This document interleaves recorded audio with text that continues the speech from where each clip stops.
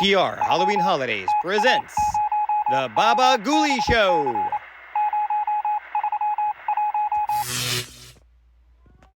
With cartoons from Watchwaddle.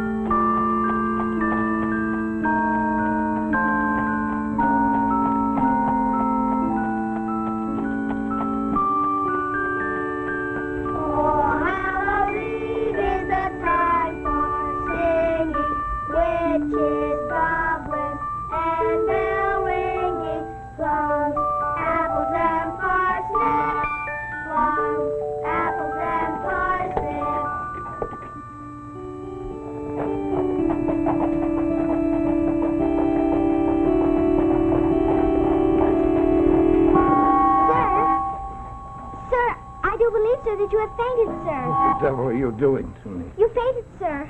Pick your hands off. Shall I run for a doctor? It's nothing. Nothing at all. I'm frequently taken with spells. Oh, sir, you must have dropped this. Dropped what? A dagger, sir. Isn't this your dagger? It's a beauty.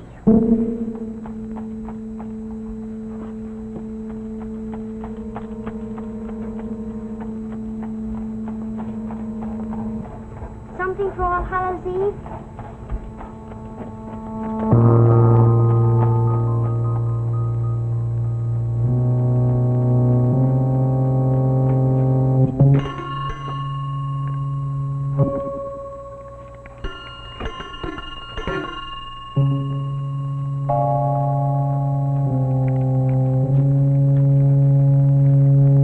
You hear my ring?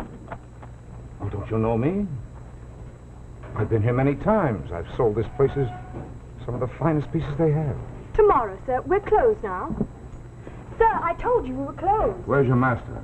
In the back, sir, but he can't be disturbed. He's going over figures. Behind that door? Is that where he is? I wouldn't know, sir.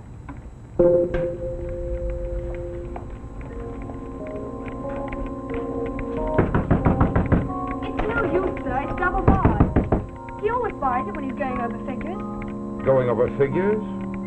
Or going over his stacks of gold? I wish you'd be kind and go, sir. Believe me, nothing will bring him out. Nothing? Oh, good of you to come out of your lairs. Really, Mr. Markheim? Be off with you.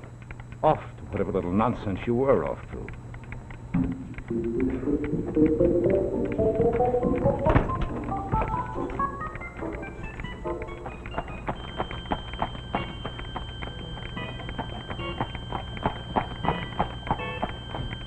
Now, sir, will you tell me why you come here at this hour? Surely you know that I'm alone in my house and make a point of refusing business? Well, you'd better not refuse my business. Very well, Mr. Markheim, but you'll have to pay for that. And pay besides for a kind of manner that I regard in you today very strongly. Nonsense. I'm no different today than any day. What have you got under your cape? What? What is it you come to sell? Not a thing. Oh, don't worry, sir. We are alone here. You may speak out.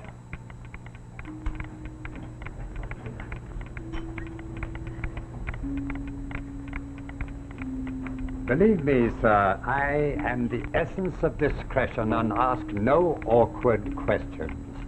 All I mean, Mr. Markheim, is that when a customer cannot look me in the eye, he has to pay for it. Yes, indeed I know. You've built your fortune on that, haven't you? On years and years of underpaying poor devils like myself. Mr. Markheim, you can give, as usual, a clear account of how you came into the possession of the object underneath your cape? When I think of all the times I've seen that leer on your face. All the times you brought these things from your uncle's cabinet? My, what a valuable collection he must have. And inexhaustible, I should say, wouldn't you? Almost as inexhaustible as all the fine houses one might steal from in London. Sir, you are in error. Oh? In absolute error. Really? Yes. I have recently done remarkably well at the gaming table. I come now not to sell, but to buy. Oh, well, Mr. Markheim. Really, sir, I do felicitate you. Yes, I thought you would. And now, what may I show you?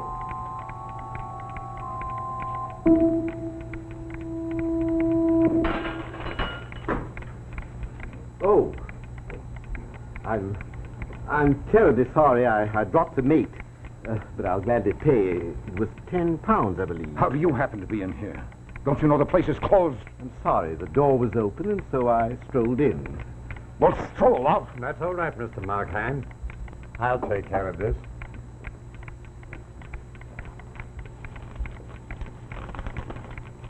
Thank you, sir. Not at all. Good day, sir.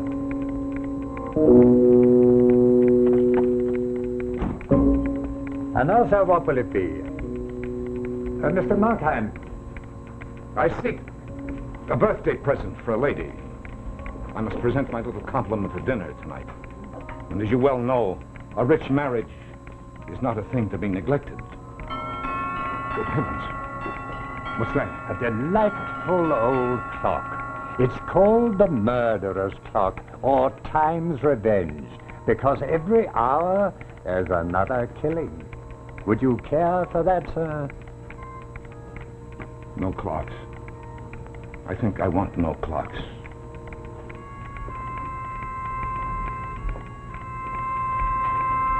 Now, sir, how about a fine piece of glass? Now, there's a choice piece for a lady. A picture mirror, 15th century. A mirror? For a birthday? Surely not. Why not? Oh, look at it. Look at yourself. Do you like to see yourself? Do you really see yourself? No. Nor I. Nor anything. Really, sir, you are in a difficult mood.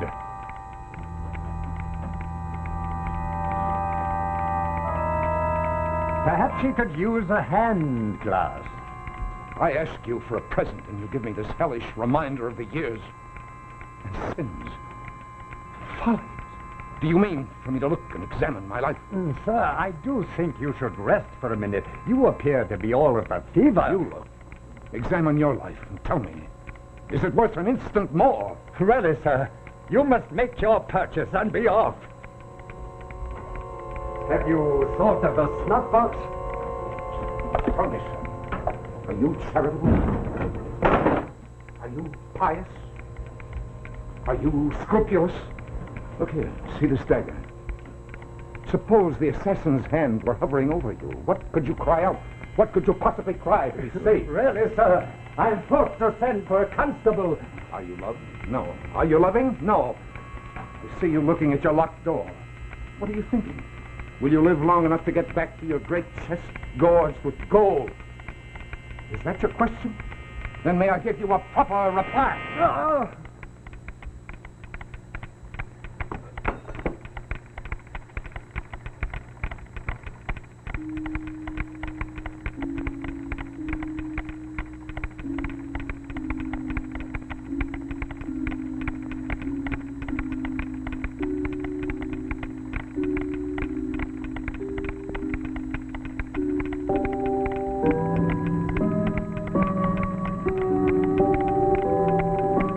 Incredibly small, strangely nearer than in life.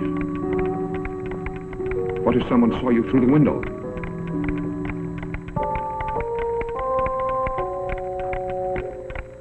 You should have killed the servant. She'll come back. She'll tell. Run now. No, wait. Wait. Wait. The past is irrevocable. Go in the back. Get the money. Get the gold. Get it so you can marry her. You love her. Now you can marry her. Hurry. Hurry.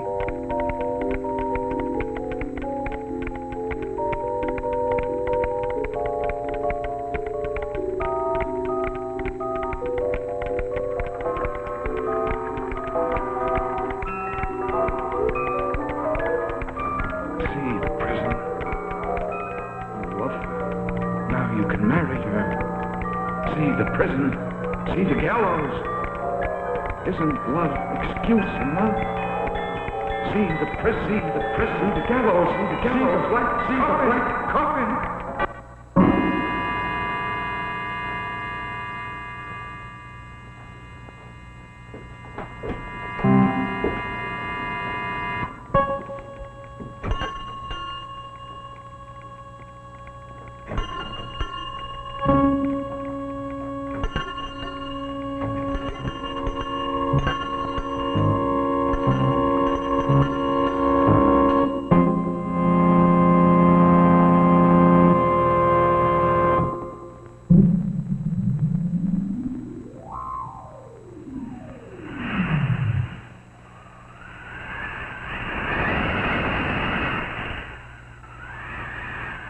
Winter weather's coming fast. And if I want my car to last, I'd better hurry and be wise.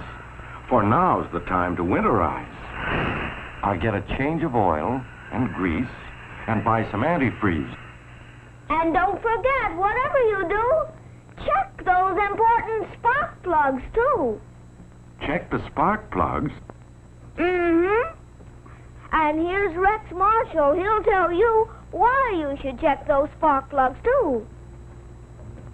I sure will, Johnny Plugcheck. You know, friends, the spark plugs are the very heart of your car's ignition system. And if they're worn out or if they're wrong for your car, you're liable to have real trouble, especially in the cold weather that's coming. But if your spark plugs are right, you'll get quicker, surer starts every time. And your engine will give you better all-round winter performance. So why don't you pay a quick visit soon to your Autolite spark plug dealer and let him check those spark plugs for you. You know, he's an acknowledged expert on cleaning and adjustment, and if replacements are needed, he'll recommend ignition-engineered Autolite spark plugs. For example, the Autolite resistor type. You know, this great spark plug development was brought about after years of research by Autolite engineers working closely with the staffs of leading car manufacturers. The built-in Autolite resistor eliminates nearly all of the burning, harmful part of the spark and permits a wider gap, which gives us such extra benefits as double spark plug life, smoother engine performance, and quicker starts. And you know, the Autolite resistor type spark plug is just one of a complete line of ignition-engineered Autolite spark plugs designed for every use. So before winter comes, why don't you pay a visit to your neighborhood Autolite spark plug dealer and have those spark plugs checked. You'll find him wherever you see this sign, or simply call Western Union and ask Operator 25 for his location. Well, we took care of Johnny Plugcheck's friend, and there he goes, all set to plunge headlong into the winter weather. Now in winter snow and ice, I'm glad that I took his advice. So winterize right now, please do. And check those important spark plugs, too.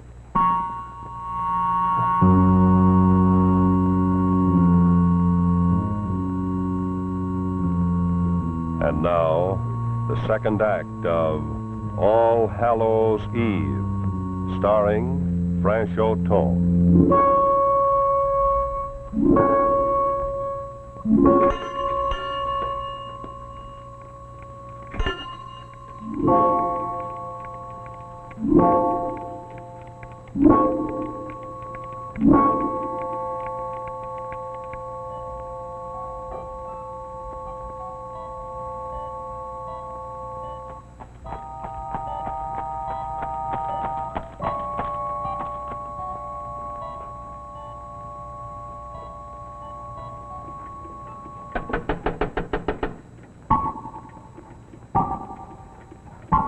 What do you want? Be gone with you! Off! Now, off!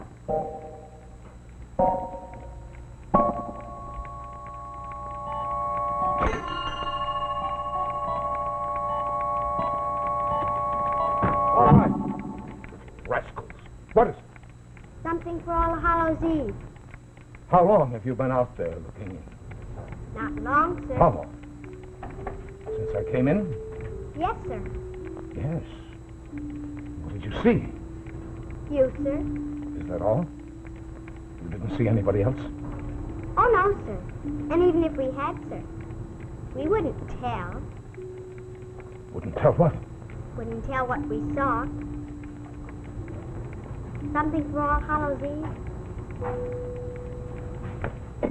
Here. Something for my brothers.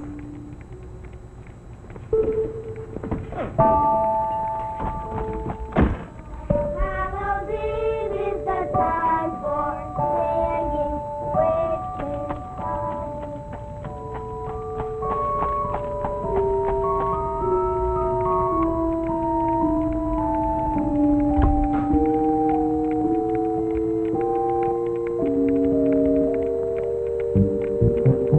Why don't I feel a tremor of penitence? Why no remorse?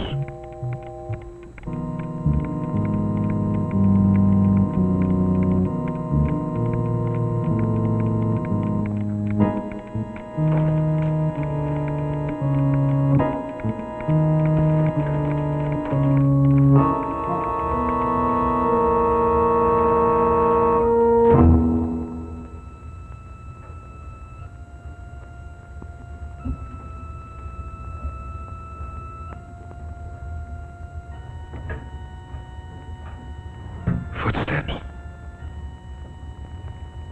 Or is it leaves falling on the roof? You are not alone. Sir, you are not alone. There's someone behind you. No, the other way. Then it must be upstairs. Or is it in the front? Is it the dead man getting to his legs?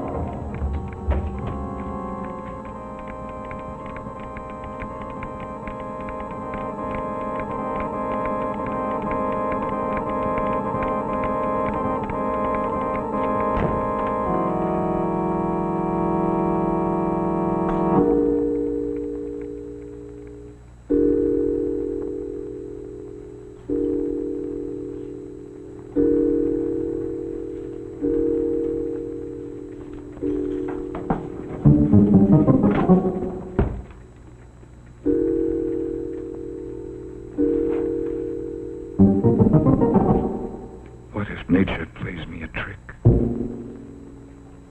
What if the whole house falls? What if the solid walls become transparent?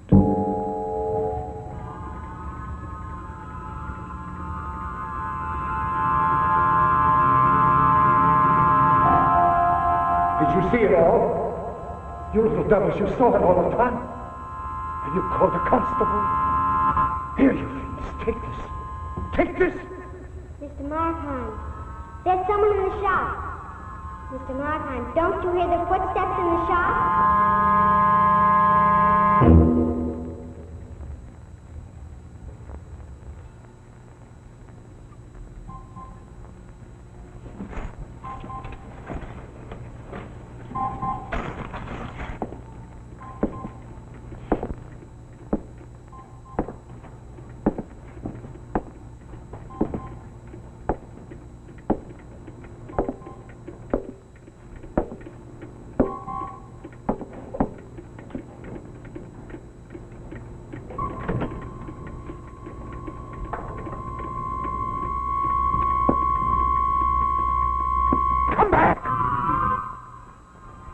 You called me?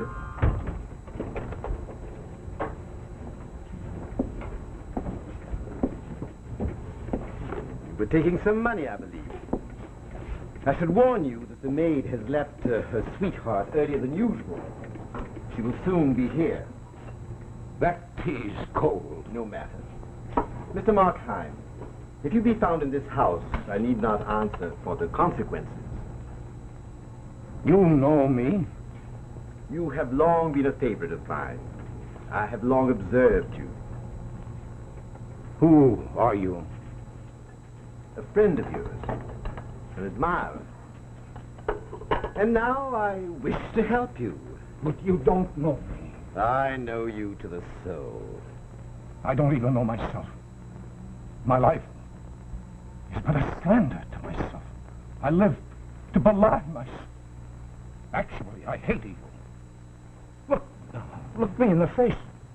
Can't you see in me the clear writing of conscience? Can't you see me for what I am? An unwilling sinner.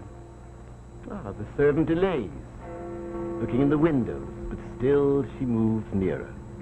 And remember, it is as though the gallows itself was trudging towards you through the holiday streets. Shall I help you up? Shall I help you pack up your gold and escape? At what price? No price. I offer this service so simply as a gift. No, wait. I know who you are. I will take nothing at your hands. I will not commit myself to evil. Evil for which I live consists not of action, but of character. The bad man is dear to me, not the bad act. It isn't because you have killed a man that I want to help you. It's because you are Markheim, and that is why I want to help you escape. This is my last crime. From this, I've learned a momentous lesson. Today, from this deed, I plucked not only riches, but warning.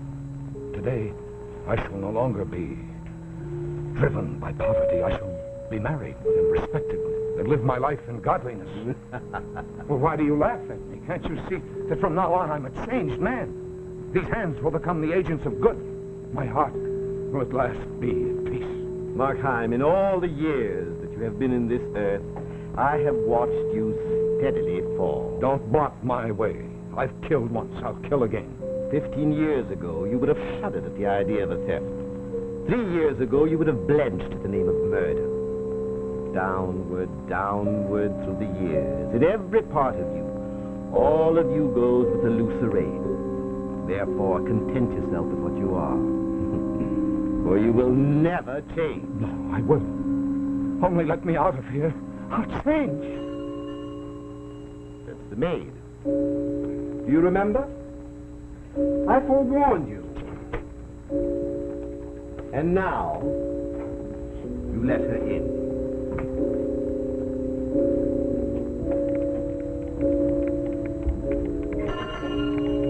And after you've let her in, you will kill her very quietly, as you killed her master. Kill her.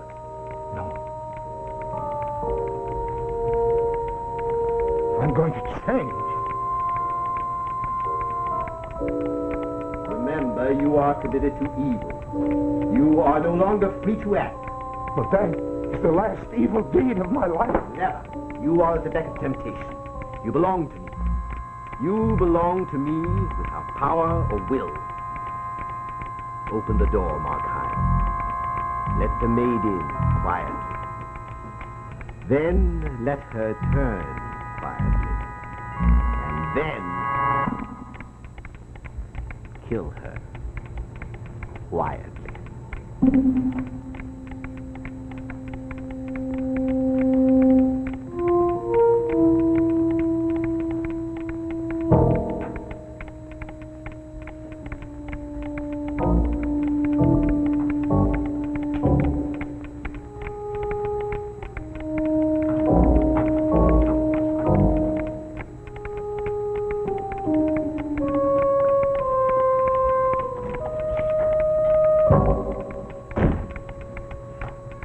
What is it, sir? What would you, sir?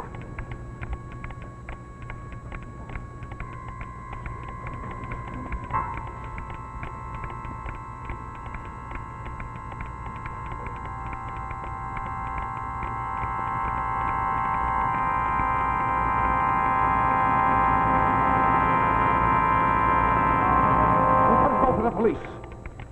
I killed her master.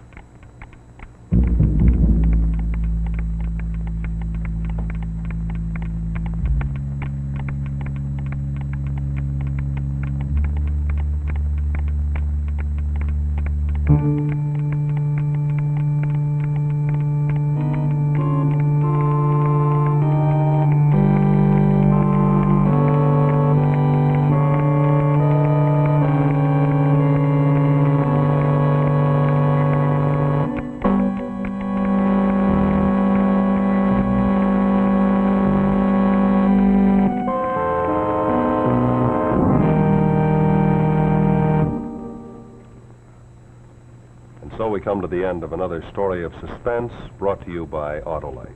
Tonight our story was entitled All Hallows Eve, from the story Markheim by Robert Louis Stevenson. In just a moment, I'll tell you something about our next suspense story. But first, I'd like to point out something particularly interesting to you drivers. When you need a new seal beam headlight for your car, you want to be very sure you get one that can take it if it's broken from stones, shot up from the road, or other causes. Now, you know, when you take an ordinary seal beam unit and puncture it as a flying stone might do, you'll see that the light burns out, and it's useless to you. But do the same thing to an Autolite bullseye seal beam headlight, and it continues to burn, giving you added protection. Well, the Autolite bullseye seal beam headlight gives you further protection. It puts more light on the road by concentrating the stray reflected light and adding it to the main driving beam. So when you need a new sealed beam unit for your car, just look for this box. Inside, you'll find the Autolite bullseye seal beam headlight. And this is the one, the white bright headlight, that gives you increased visibility, that promotes greater safety on the highway, and it's made to fit every make of car. Remember, won't you? From bumper to headlight, you're always right with Autolite.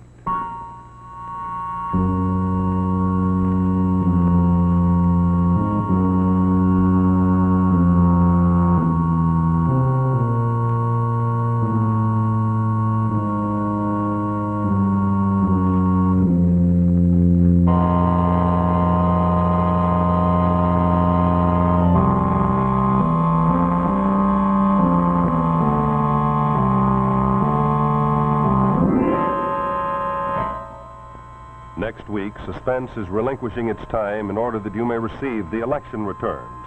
2 weeks from tonight, our story will be The Moving Target, a story based on a recent true incident at the Olympic Games. A story well calculated to keep you in suspense. I am your master, Ghoulie, and tonight we begin our most frightful plan yet. Come forth, my ghoulies. Rise from your corners of darkness, from crypts, from mirrors. The world has grown quiet, too quiet. Listen well, my dreadful friends. The humans have forgotten the taste of fear. From the cliff to the crypt, from the tomb to the tower, we rise again, my ghoulies. Happy Halloween!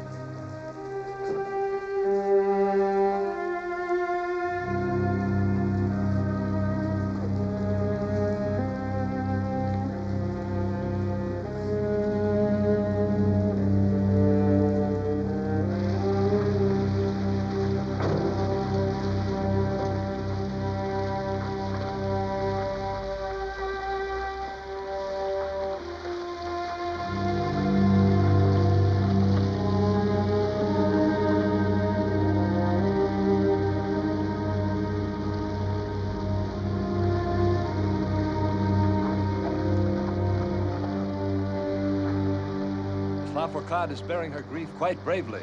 Her grief? His funeral today instead of their wedding tomorrow. Fate is seldom so untimely cruel, Dr. Thorne. True, but I don't understand it. When I left town a week ago, he was enjoying the excellent health that has blessed him for half a century. And now, without a warning, without a symptom, All my instincts tell me that Edward Stapleton did not die of natural causes. Dr. Thorne, I examined and certified him myself. Oh, my dear doctor, I'm quite sure that in my absence you used every precaution. However, I'm going to do a post-mortem. But, sir, his cousins object to post-mortem. Without their sanction, you'd have to break into the tomb. They have no interest in Edward, only his fortune. He was my friend. I failed to return in time to forestall his funeral, but I mean to retrieve his body if I have to hire grave robbers to do it. I mean to know why he died.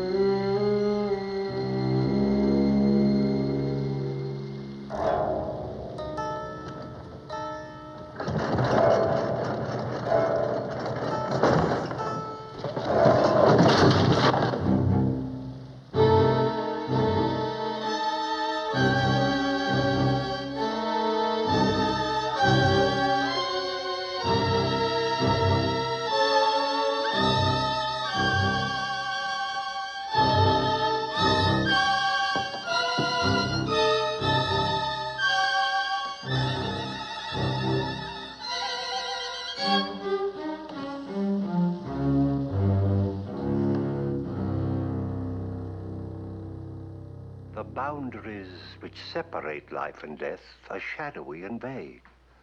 Who is to say where exactly the one ends and the other begins? In certain mysterious maladies, all functions of vitality in the human body seem to stop. And then some unseen force sets the magic pinions and the wizard wheels in motion once again. The silver cord has not been cut, the golden bowl has not been broken. And the soul, one wonders, what meantime has happened to the soul? Many years ago, Edgar Allan Poe pondered the questions of mysterious sleeps and strange awakenings in a story entitled The Premature Burial. Well, we prepared a new adaptation of that story for you to enjoy tonight. And tonight, Poe's characters will be brought to life by Patricia Medina as Victorine Lafocade,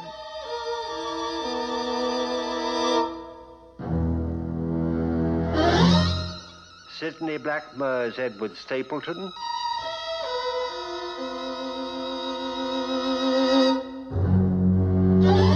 Scott Marlowe is Julian Boucher,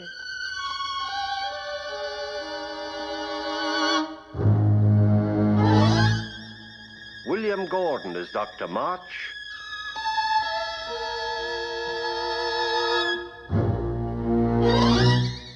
and this sinister gentleman is Dr. Thorne.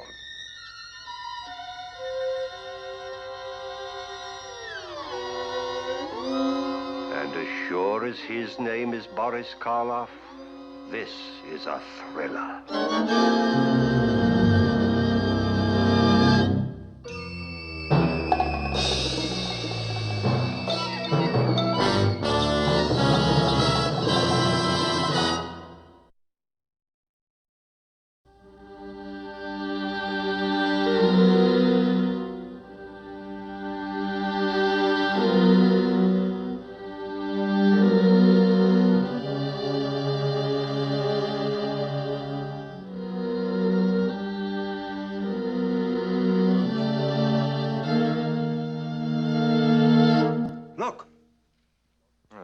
Convulsive muscle response. I've seen that before at postmortem. Not after so long a time. Note the tone of the tissue. 3 days in the grave and no sign of decay. I suppose some kind of poison might have affected preservation. No. Doctor, I'm going to try the galvanic battery. The battery? But why? The man is dead. In that case, it can do him no harm. Fetch it.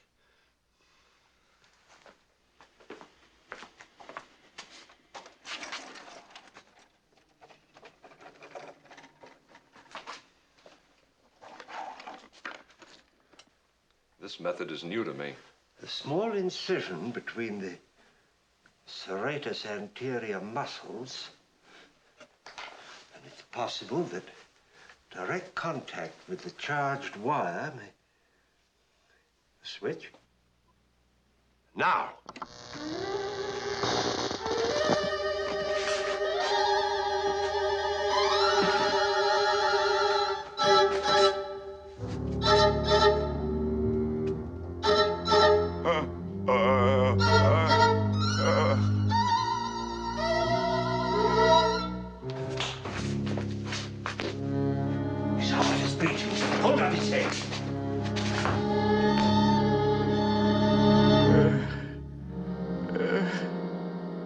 Is it clear to you, Edward? You are safe in bed in my nursing home. You've been the victim of a most unusual seizure. For want of a more definitive term, we call it catalepsy. Do you understand? Edward, in the operating room last night, just before you swooned, you made an effort to speak. Do you remember what it was you tried to say? I am alive. So that was it. Can you call to memory your first moment of awareness, of reawakening? I have been aware of everything since the moment they pronounced me dead. Oh, Edward, what a dreadful thing. No dread to compare with it on earth or in hell.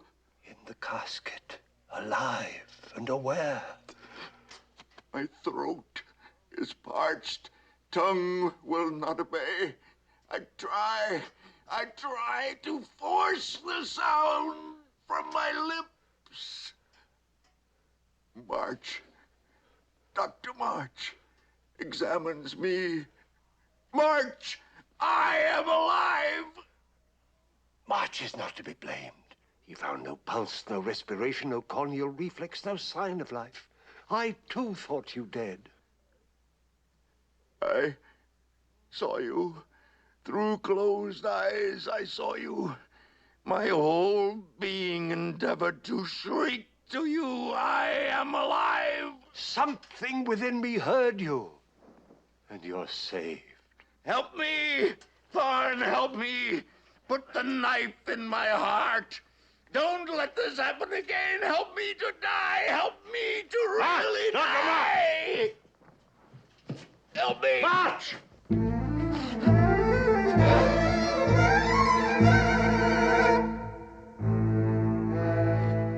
I've lost you, Victorine. I have lost you.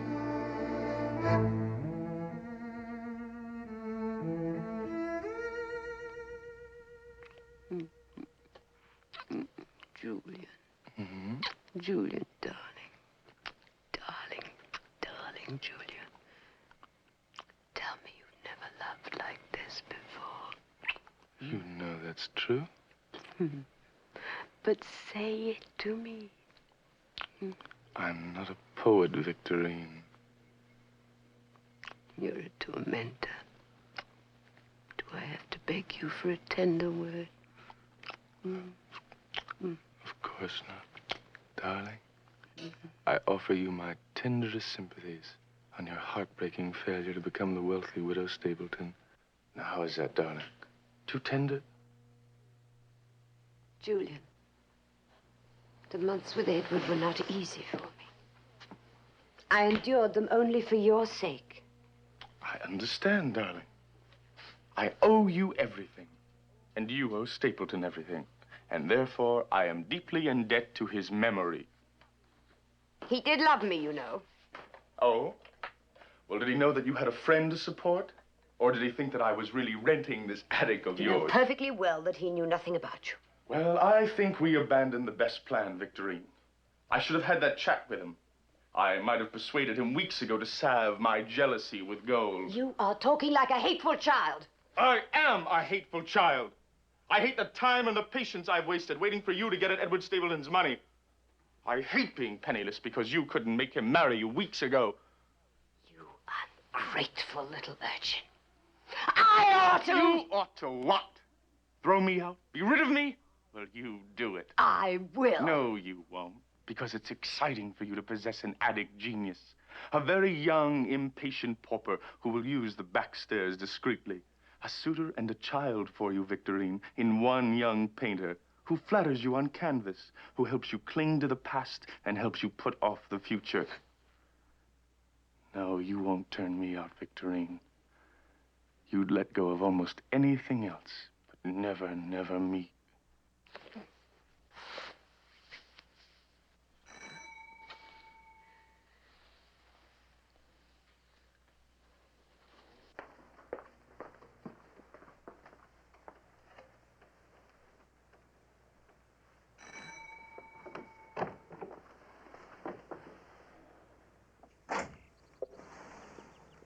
May I have a word with you? No. No, Dr. Thorne, I'm not seeing anyone at the moment. I prefer to be alone. Miss Lavocard, I came to tell you you may put away your grief. Edward Stapleton is alive. Alive? But, sir, I saw him buried. Yes, so did I. But you see, his burial was premature.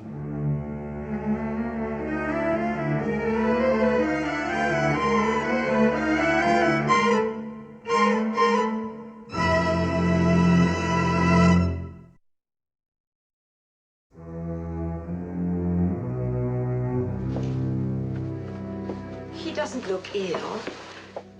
Just terribly tired. Well, of course, you've already given him some measure of peace. But he will live in terror of being buried alive again unless we can destroy that fear. Now, I've notified every medical man, every hospital, every undertaker in the county of his condition. And I'm giving him these to wear.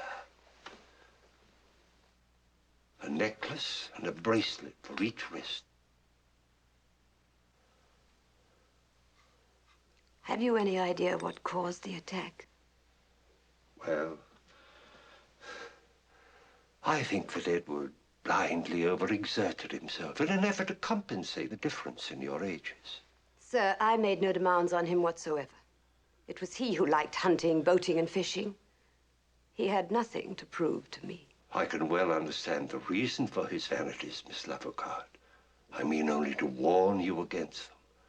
From now on, there must be no more horseback riding, no more hunting, no physical exertion, no great excitement. An otherwise normal but temperate daily life.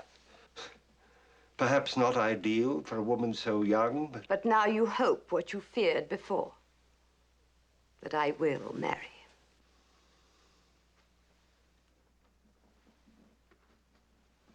him. For his sake, yes. It is your wish, too, is it not? Yes.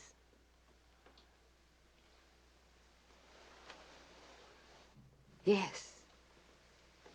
Oh, yes, it is. Yes, I want the money. Because I want to paint. But I don't want him to have you. I wish he had stayed where he was. All right, I'm jealous. I suppose I'll never be happy until he's truly dead.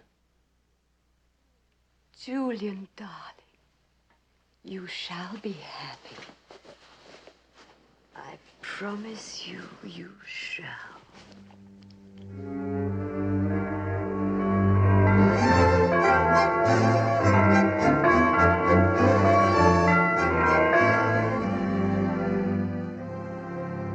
Oh, just a moment, Woods. Bring Mrs. Stapleton a glass of sherry in the library, please.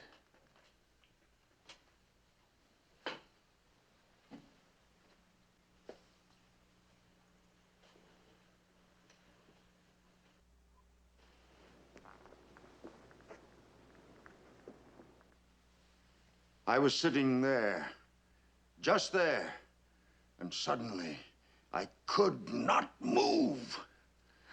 My darling Edward, you're going to forget all about that awful night. You're going to be happy with me and afraid of nothing. Yes, yes. Now come along. No, wait. There's something I want you to see.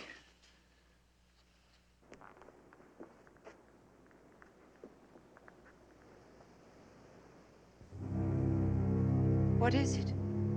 I had it built during my convalescence. It is my sepulcher.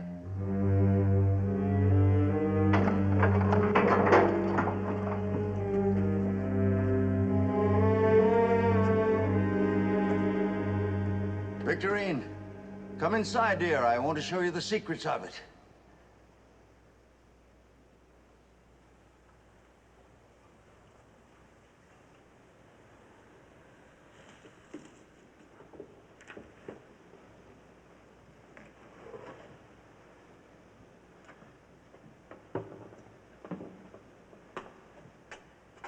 Pull the door closed, dear.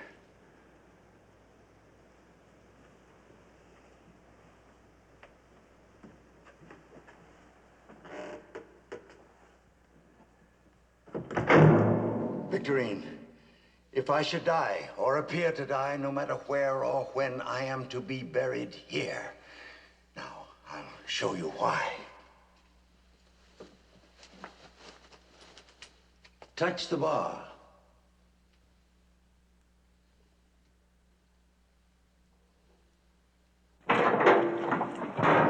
You see, neither the coffin nor its occupant can fall from this shelf without striking the bar. But if by chance it should fail to spring the locks, then I have tinned meats, biscuits, and water here, and ventilation, of course. Blankets must be stored in the cabinet, and perhaps a dram of good brandy. Now, the details you can tend to at the time. We'll go over it again. Now, the casket. The casket I have had made spacious and heavily padded. Small comfort, though. In fact, no comfort at all. It's a prison. It is the narrowest of prisons, but ingeniously constructed. You see, when I revived, when I fully comprehended where I was, I miraculously managed to rock my body back and forth, inside, against the sides, and I might again. I might. This time, if I do, let me show you.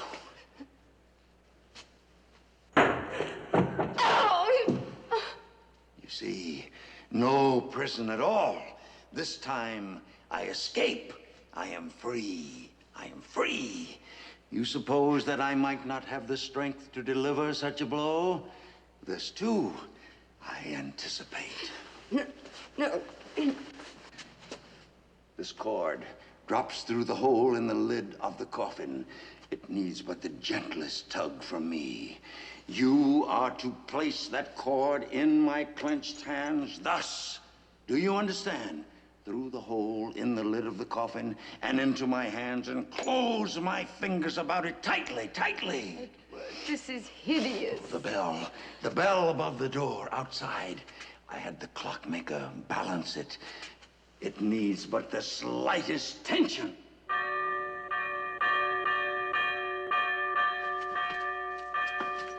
Do you hear it? Do you hear the bell, Victorine? Edward, stop it. Do you hear the bell? Promise me you will listen for it wherever you are. Please stop it. Do you hear me? You are not to bury me in the family vault or anywhere but here. Promise me that you will bury me here, that you will listen for the bell, that you will listen for the bell! Edward, stop it!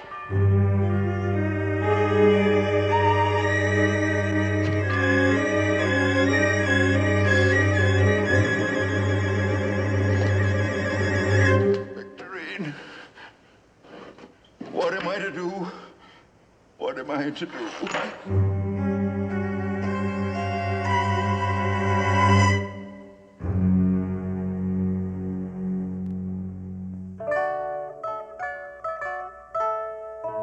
On his bold visage, middle age had slightly pressed its signet sage, yet had not quenched the open truth and fiery vehemence of youth. Forward and frolic, glee was there, the will to do, the soul to dare. Sir Walter Scott must have known you, Edward. It's you he's written about. The vehemence of youth, the soul to dare. That's you, my darling, you.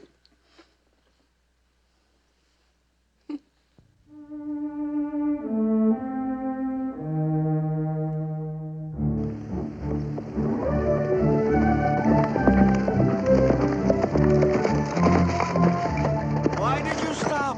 Have I outdone you again? I wanted to watch you. I wanted to think about our trip to Canada. Oh, you little minx. You are determined to take that trip, aren't you? I want to take the last shred of unhappy memory away. And banish it forever, my darling.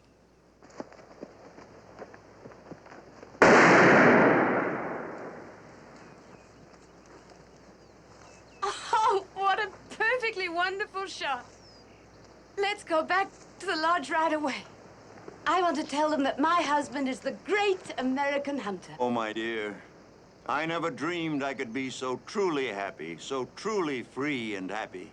I'm delirious and very grateful. Please, Edward, don't you be grateful.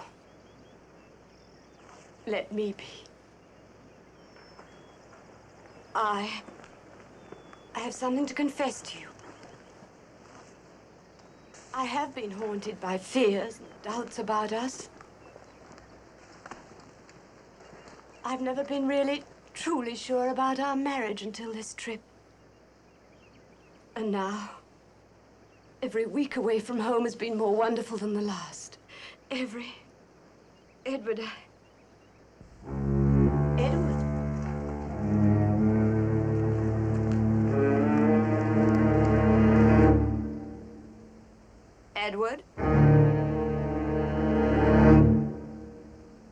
Edward Stapleton.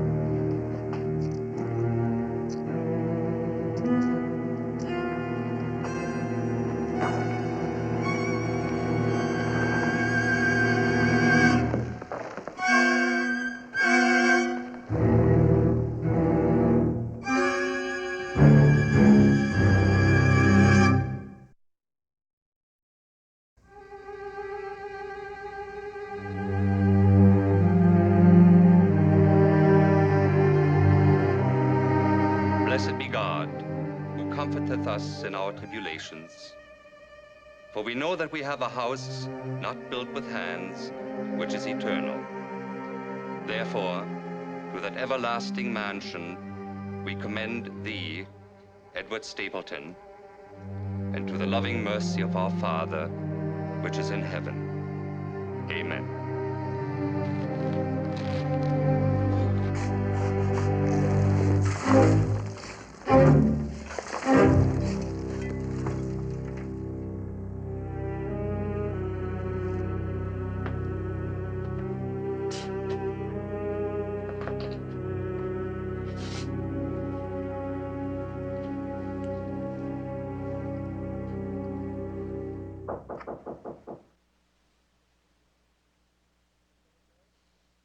Someone there?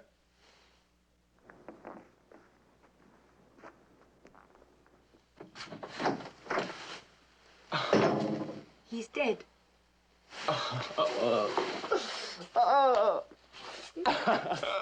I got your letter. Come on, tell me how it happened. Well, we traveled for about 9 weeks. And then 3 weeks ago, he decided to go hunting.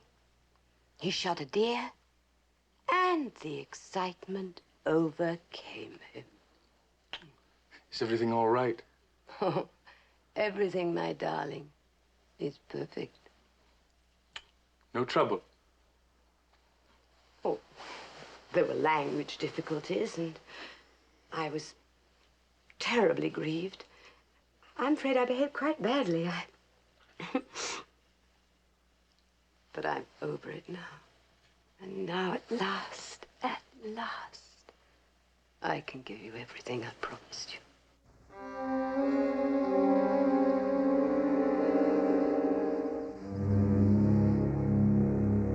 And now I understand from Pelier, the village doctor who examined Edward, that the necklace and bracelets I gave him for his protection were missing from his body. You must have thought that strange. I think it's strange that you're writing letters about my husband to someone hundreds of miles away. But it was my duty as his executor to make certain inquiries, which in turn led to the discovery that the medals were missing. Well, my answer to that would be that everyone in the village was poor and the medals were made of silver. You think they were stolen? Wouldn't surprise me in the least to hear the doctor himself had stolen them. The doctor? But you told me yourself that you were satisfied with Dr. Pelier's examination of your husband. I made him make 2 examinations. In your own mind, are you certain that Edward was dead?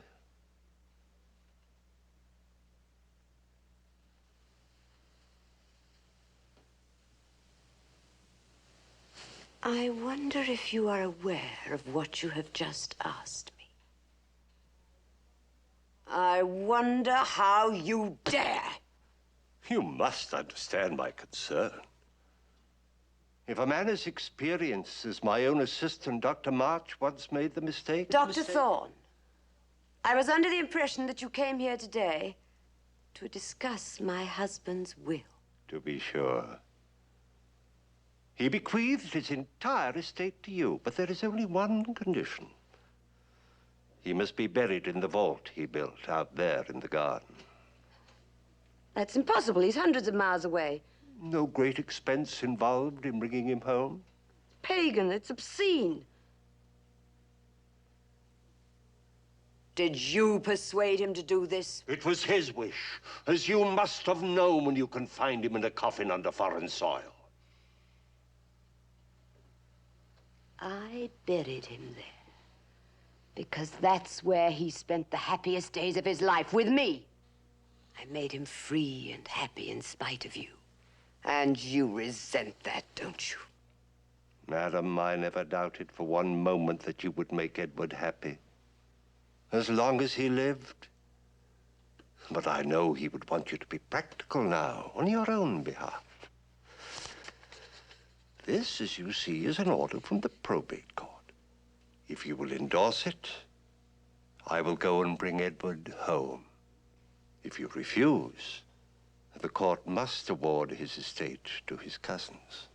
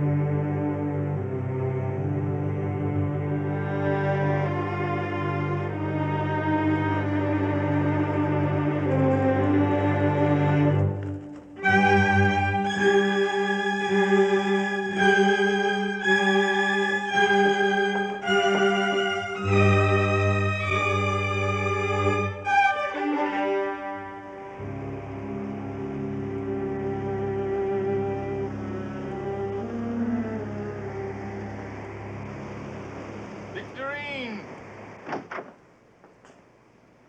Victorine? Victorine, where are you?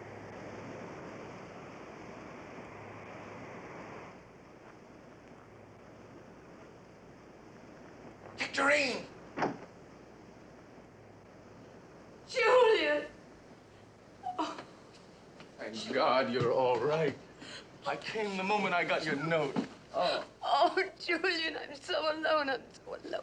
Oh, that's it. The servants have deserted you. No, I made them leave. I didn't want them to know I'd sent for you. Oh, darling, you want me to marry you, and if I do, they're bound to notice me. Julian, there's something wrong.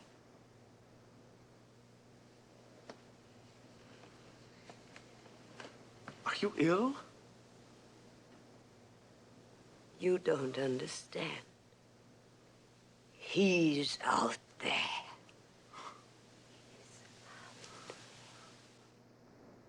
Darling, have you had a large glass of sherry? And if you haven't had, perhaps you'd better. We wanted Stapleton's money, and in a few days we shall have it. No! Turn up the lamp!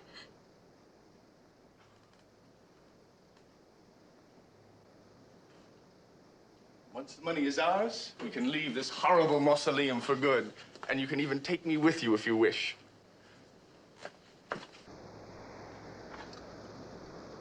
And as to dear old Stapleton, is that his precious vault?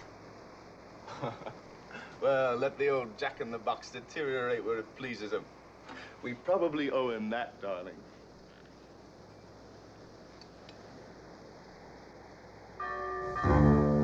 Julian, what is it? What is it? Bell. I suppose it's the one on the vault. Is he out there? Of course he's out there.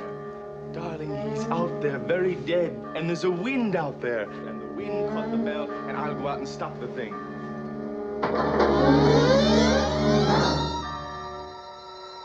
That was not the wind. He opened the door! He opened the door!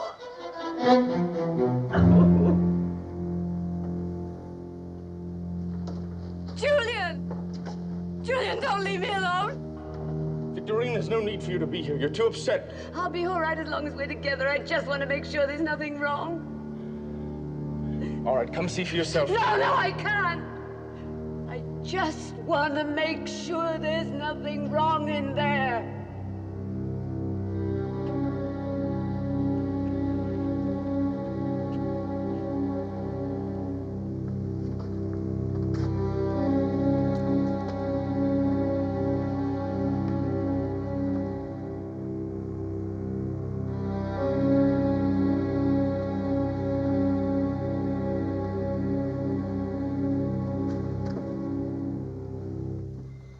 Julian? Julian, I see him. I see him. I see him! If there's anyone out here, answer me!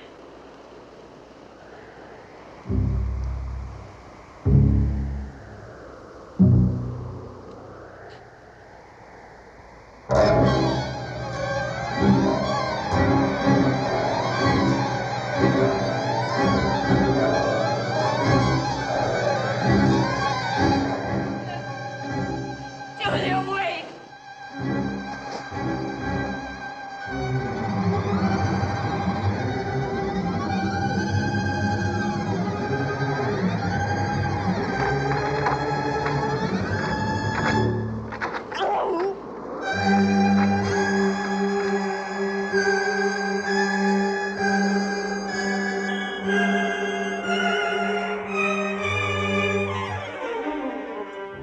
Wearing a shroud.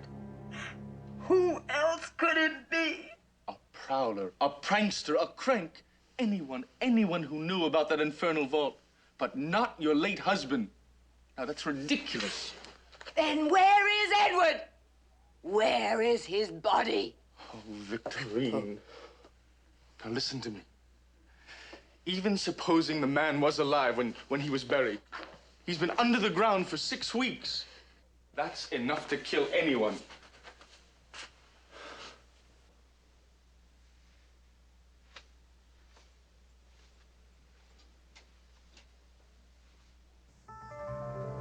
His music. And that, too, Sir Walter Scott. He used to like me to read to him. Dr. Thorne would know about that, wouldn't he? The music, Sir Walter Scott in the vault, and what to do with the body. If Thorne thought I'd killed Edward, he'd simply accuse me. No, he would not, because he couldn't prove a thing.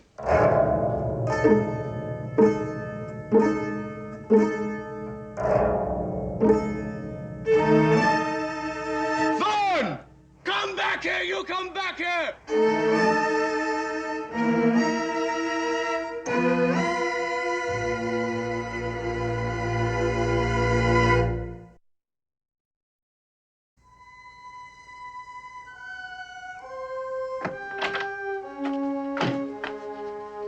Victorine, you need rest. You must lie down. Julian, look at my bed.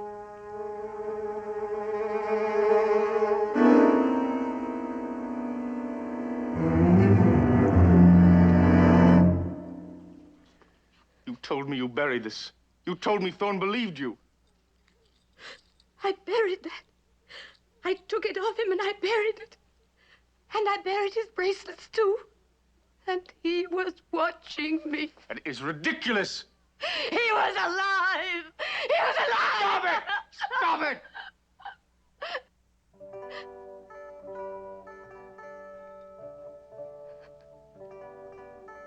He's in the library now. That's his music.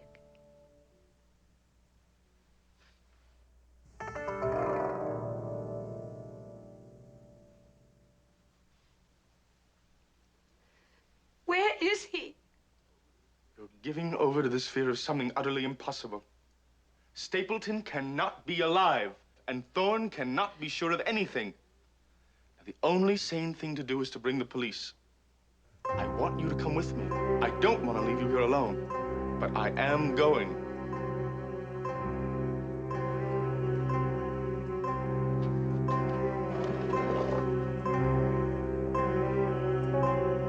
You'll have to kill him, Julian.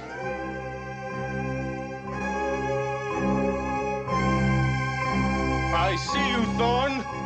You leave us alone. Leave us alone or I will. So help me, I'll shoot. Forgive me, but can I help?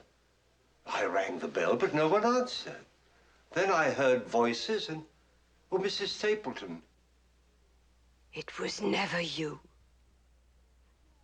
It was Edward.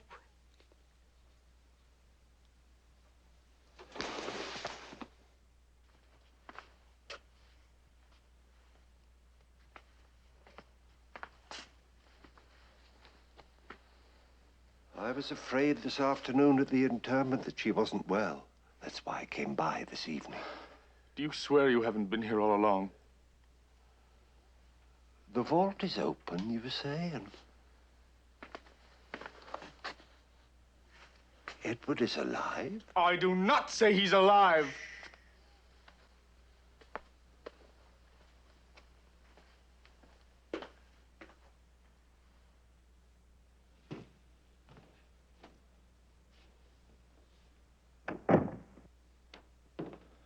He can't be alive. Medically, that is inexact. Men have been known to survive long periods of cataleptic syncope. So, if he were alive, it is possible the long journey home has revived him. Well, you were with him all the way. You would have known that. You say he has seen you here? Sir, I am not even prepared to believe it's Stapleton.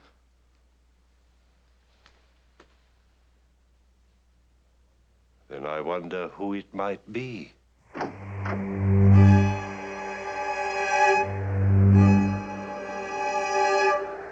Edward, is that you? Get him out of here! Edward, don't be frightened. Edward, Edward, it is I, Thorne. Edward, Edward, where are you?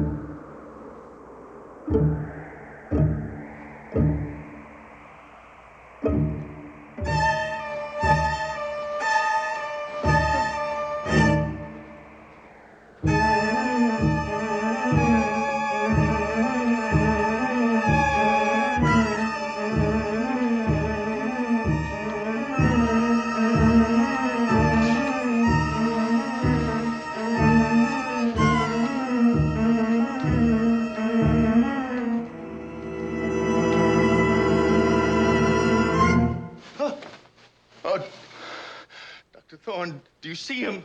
Yes, I see him. He wants to be with Victorine. No, you stop him! But she's his wife. He's alive. He wants to share his joy with a woman who loves him. He wants revenge. She doesn't love him, she loves me. She'll say she did it all for me.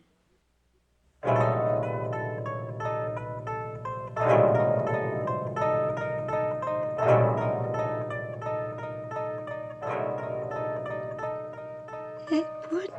Do you accuse her of burying him alive and knowing it? Well, isn't there proof? The medals and the necklace and the bracelets? She took them off him and she buried them under a stone. Now, you'll see. He'll show you. He found them. He knew all the while.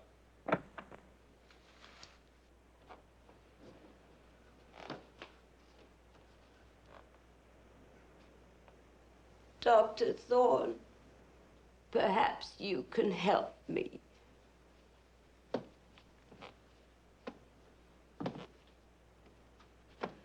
He's lost his necklace.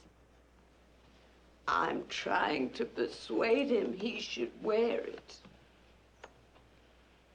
Dr. Thorne, he should let me give it back.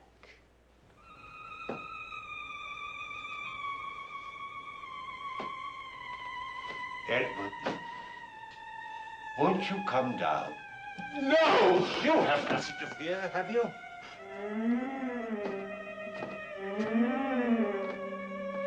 Edward, here's your necklace. Doctor, I meant him no harm. But you did know he was murdered, didn't you? No! No, make him stop, please. Please, I'm sorry. Do you accuse this woman? Yes, I do. I accuse her. I knew. I'm sorry. I'm sorry. I'm sorry.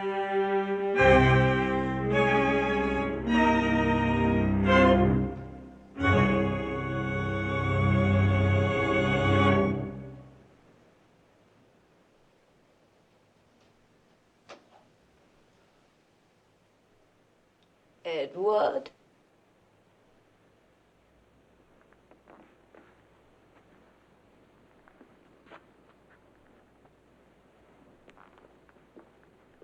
Julian. Oh. Julian. You see, dear, he's quite all right. You mustn't worry. I promised you. Why? Why did you do this to us, Dr. Thorne? I went to see where my friend had died. I found one stone with no moss on it. It had been overturned. And I found his necklace and bracelets hidden under that stone. And in his coffin, found a man who had been murdered by torture. A murder that I could not prove. This is Edward Stapleton's death mask, taken from his face. Dr. Thorne, since you were kind enough to give this to my husband, perhaps you'll see that he wears it. It's quite important. Really quite important.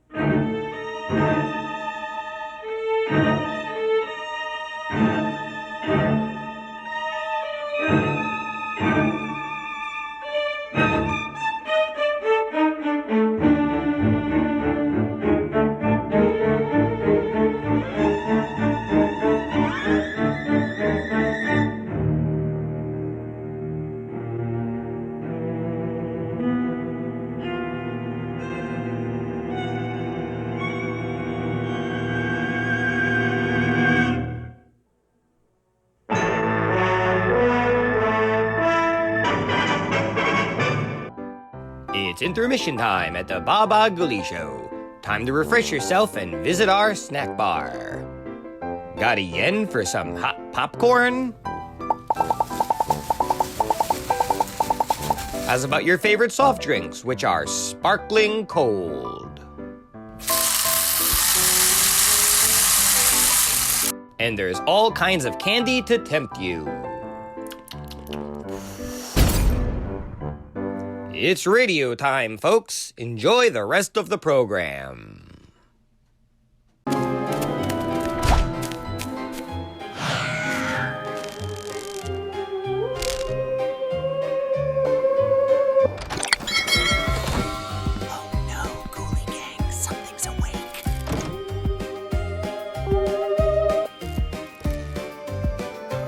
I told you not to go in there, Ghoulie gang!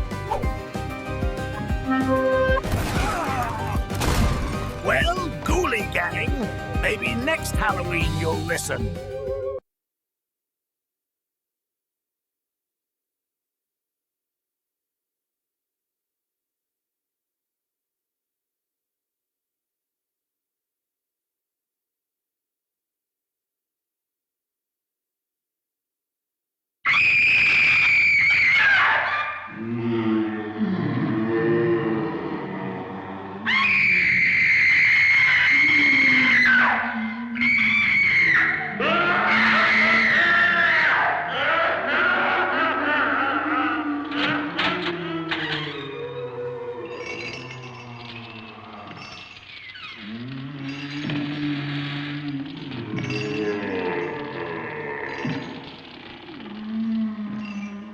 The ghosts are moving tonight, restless, hungry. May I introduce myself? I'm Watson Pritchard. In just a minute, I'll show you the only really haunted house in the world. Since it was built a century ago, 7 people, including my brother, have been murdered in it. Since then, I've owned the house. I've only spent one night there, and when they found me in the morning, I was almost dead.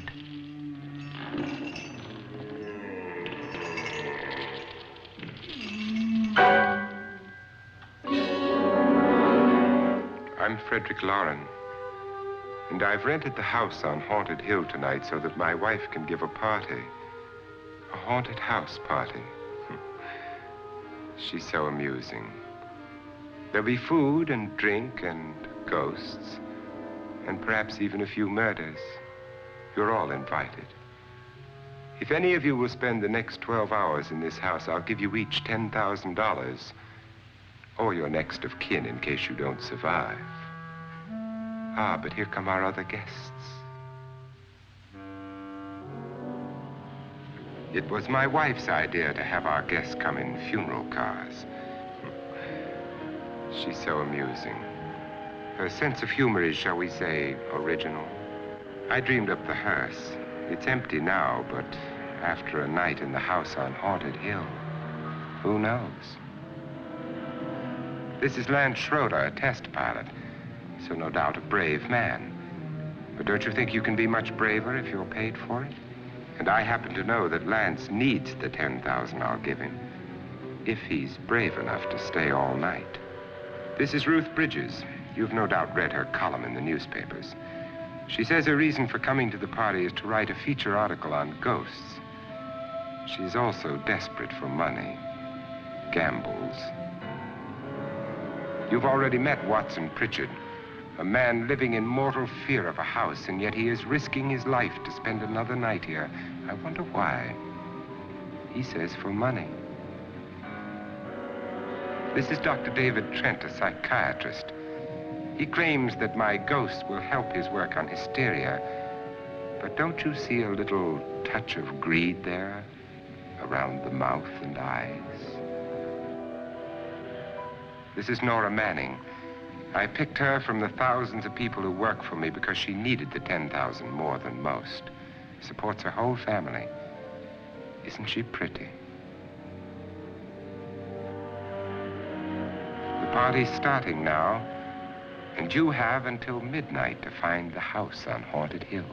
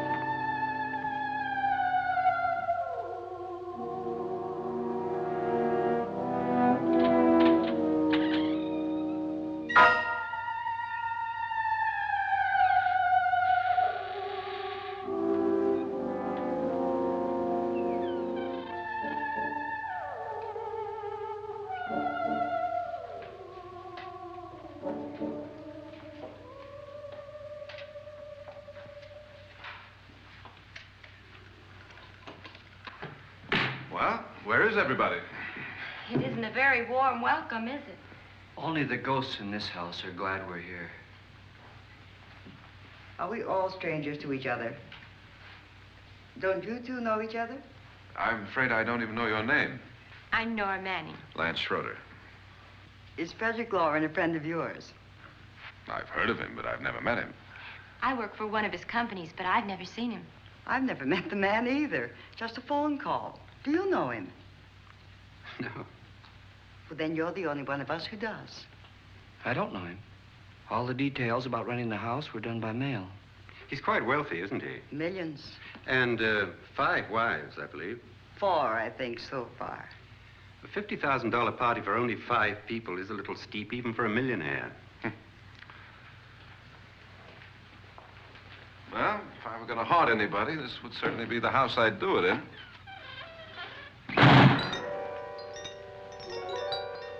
Who closed the door?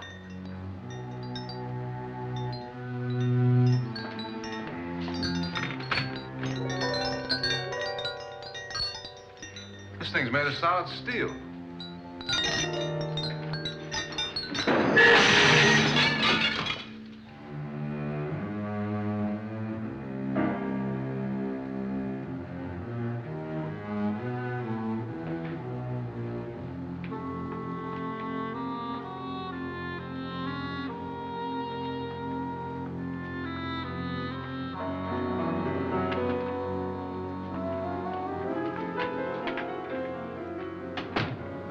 Annabelle. Our guests are here, unfortunately still alive. Is your face on yet? Dust and dirt everywhere, and the water barely trickles. Couldn't you have had the place clean? Atmosphere, darling. You know how ghosts are. They never tidy up. And that's a very fetching outfit, but hardly suitable for a party. I'm not going to the party. The spend-the-night ghost party was your idea, remember? Since it's going to cost me $50,000, I want you to have fun. The party was my idea until you invited all the guests. Why all these strangers? Why none of our friends? Friends? Do we have any friends? No, your jealousy took care of that. I had a reason for inviting each guest. I wanted kind of a cross-section. From psychiatrist to typist, and from drunk to jet pilot. They share one thing. They all need money. Now let's see if they're brave enough to earn it. And you call this a party? Could be. Why do you always do that? It spoils the champagne. It might explode. Never does. Would you guarantee that? That isn't funny, Frederick. Make a good headline. Playboy kills wife with champagne cork. Will you join me? No, thank you. Just a sip might improve your humor. My humor is fine, thanks. And I haven't poisoned it. It's always good to know that.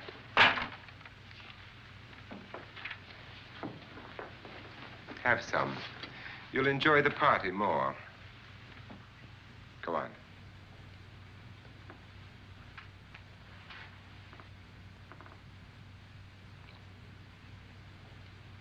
Your trust is so touching. And I'm not going to the party.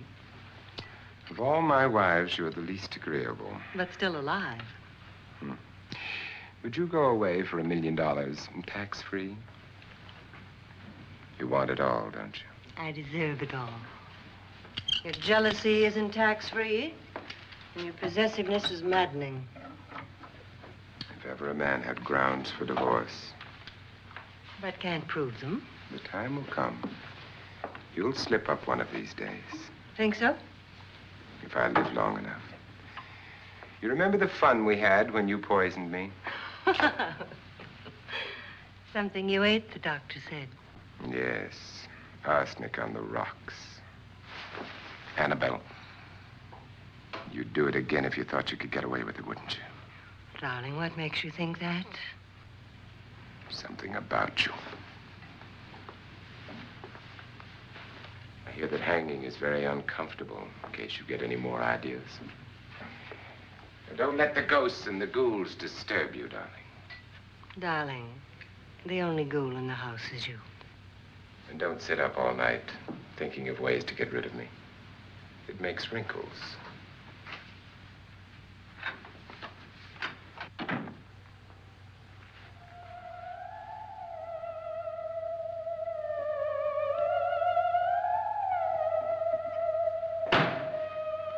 This is what she used on my brother and her sister.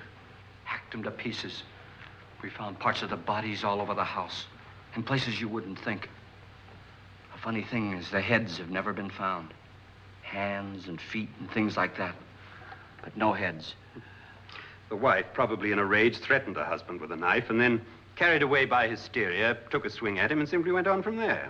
She certainly went on. How many people did she kill, Mr. Pritchard? Only 2. Her husband and her sister. No one else was here. So there are 2 loose heads just floating around in here somewhere? You can hear them at night. They whisper to each other and then cry.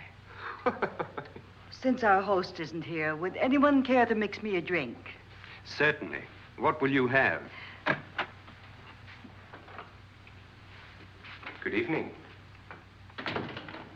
I'm your host, Frederick Lauren. Since we're all strangers to each other, let's get acquainted with a drink, shall we? Mr. Lauren, I advise you to call this party off now. The ghosts are already moving, and that's a bad sign. Let me apologize for my wife. She'll join us later. What will you have? Scotch and. Doctor? I'll have the same. Now, before the party begins, let's go over the details.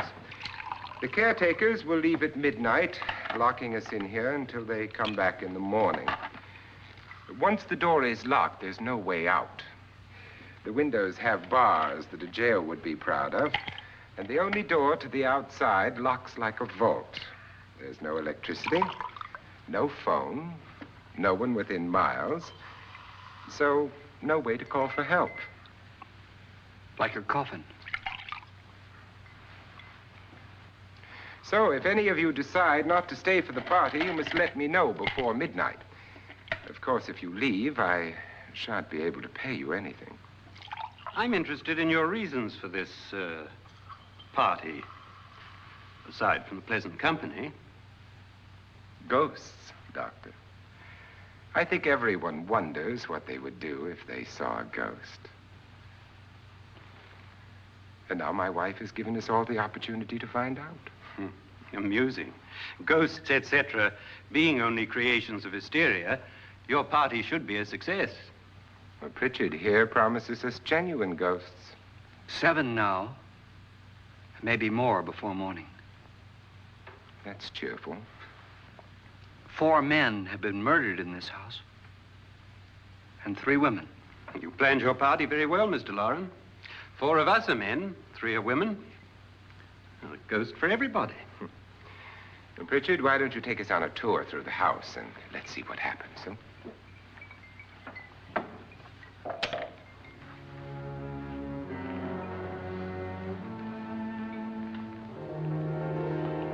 See that stain? Blood. A young girl was killed here. And whatever got her wasn't human. Don't stand there. What do you mean? Where?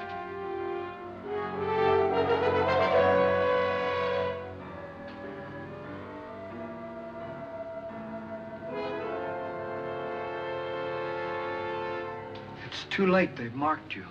Ridiculous. The roof probably leaks. Oh, that must be what it is. Who would want to haunt me? I would say any self-respecting male ghost. I hope it doesn't come back. Well, Mr. Pritchard, you're the life of the party. Oh, he hasn't even started yet. Wasn't there a man who threw his wife into a wine vat or something? That was in the cellar. There's been a murder almost every place in this house.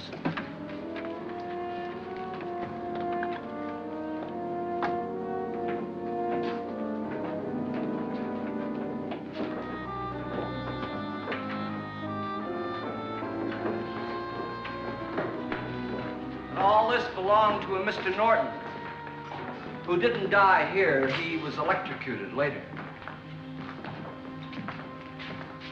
Mr. Norton did a good deal of experimenting with wines, but his wife didn't think it was any good. So he filled the vat with acid and threw her in.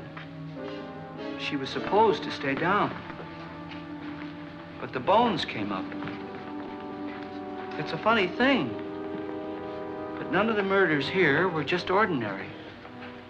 Just shooting or stabbing.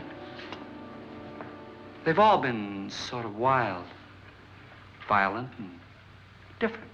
Look out! God she didn't fall in. You mean there's still acid in there?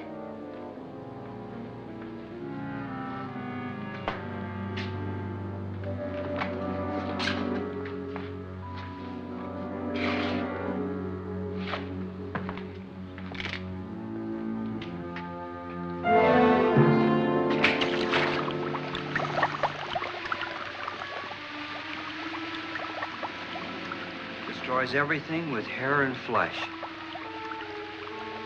Just leaves the bones.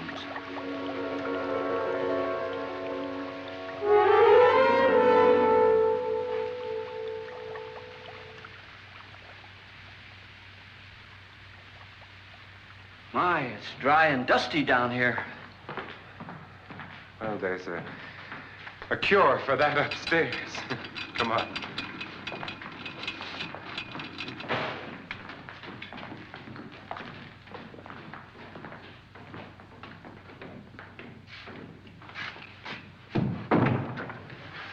How'd you get invited to this party?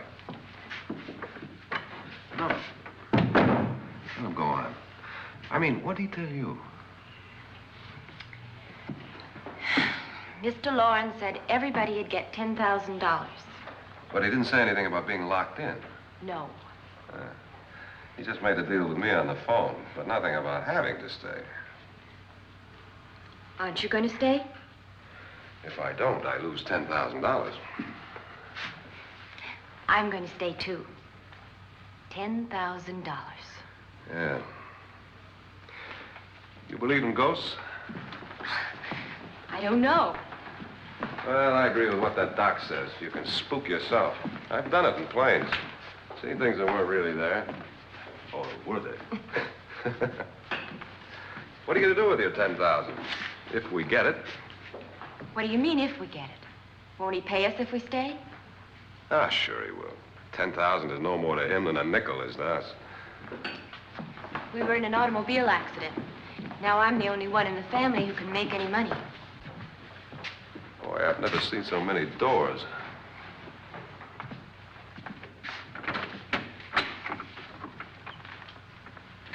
Closet.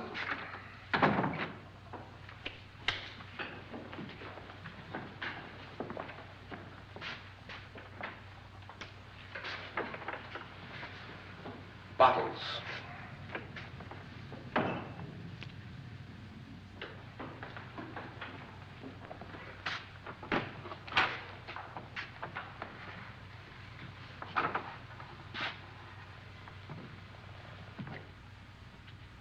Does it go anywhere?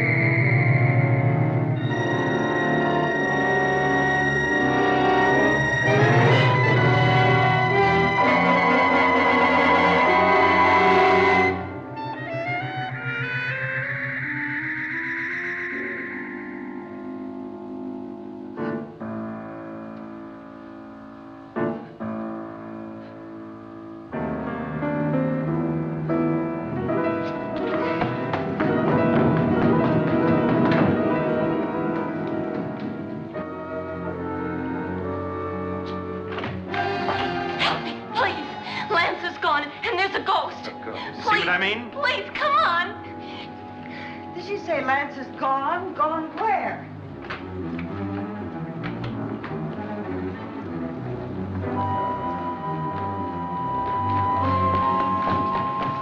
We'll have to break it down. It's locked. Locked?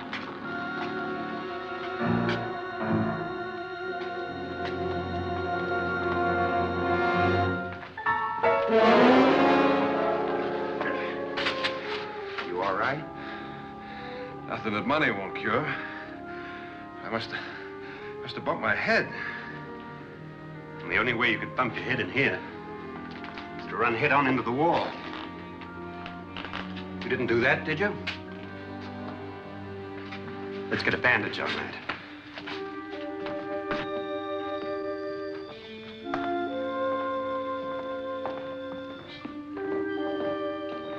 I wonder why they didn't kill him.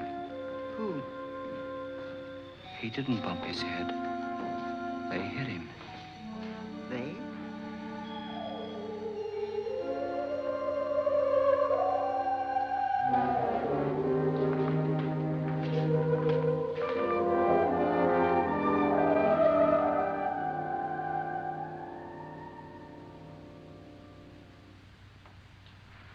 Nora, when you came in, you said something about a ghost. There was something. What did it look like? Well, it was wearing a black thing that went all the way to the floor. Weren't you a little frightened at the time? Well, yes. That, Mr. Loren, is hysteria. Well, then, Doctor, how do you explain what happened to Lance? Was that hysteria, too? You better get that checked in a day or so. Thanks, Doc.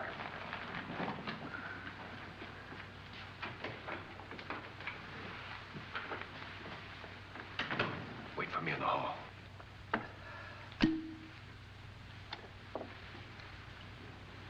The ghosts are coming closer, Mr. Loren. You really believe in your pet ghost, don't you, Pritchard? Before the night's over, you will, too. Would you like a drink, Lance? No, thanks. I'd like one. Scotch and.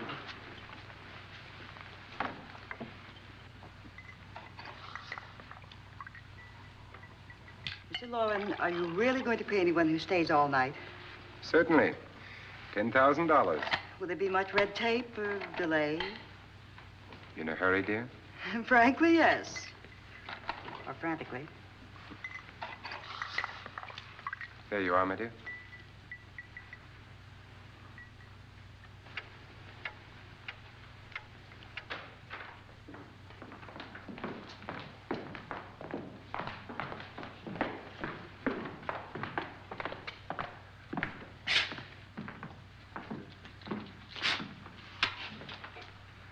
Someone or something was in here when I came in. But where? And if the door was locked, how did it get out? What you saw might have been a ghost, Nora, but what was in here with me was no ghost. I don't know. I was so scared.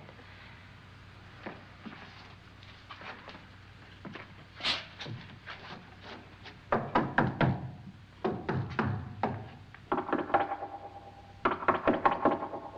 it sound different to you? Yes.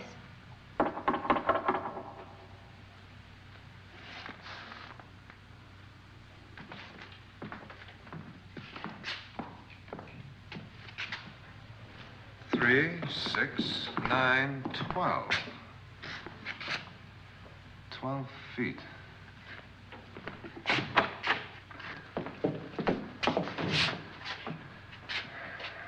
Three, 6. Now, I'm going to knock on the other wall. When you hear me, you knock on this wall.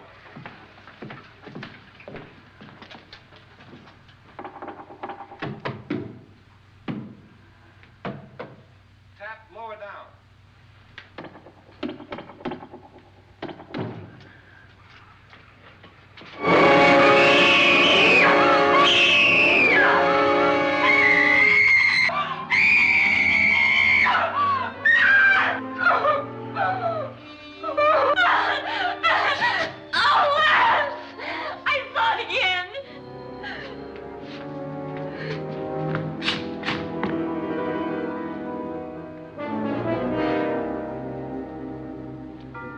Where'd it come from? From in here.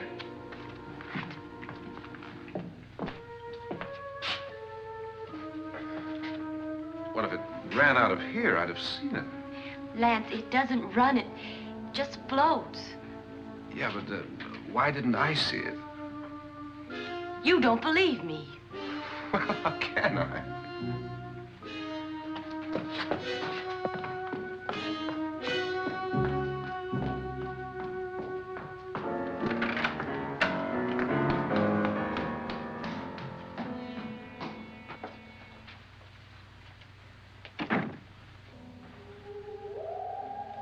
I'm Annabelle Loren. You must be Miss Manning. I realize this is a very unusual and I'm afraid very dull party. Wouldn't you like to freshen up?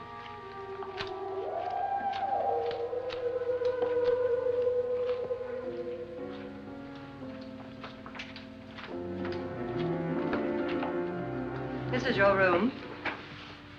Depressing, isn't it? I doubt if I'll spend much time here. It's going to rain. Perfect atmosphere for my husband's party. Why did you come here? He said he'd give me $10,000. Why did he pick you? I don't know. My supervisor just came and said I'd been invited. How long have you known my husband? I just met him tonight. So? Why you?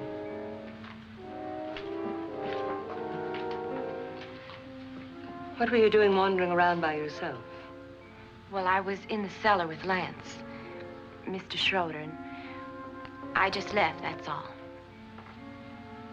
Don't do it again.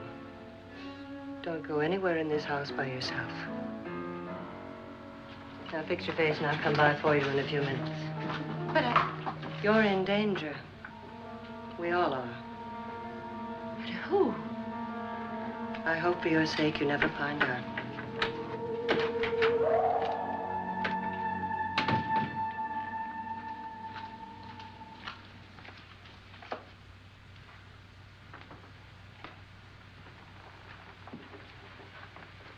I'm Annabelle Lauren. Were you looking for something?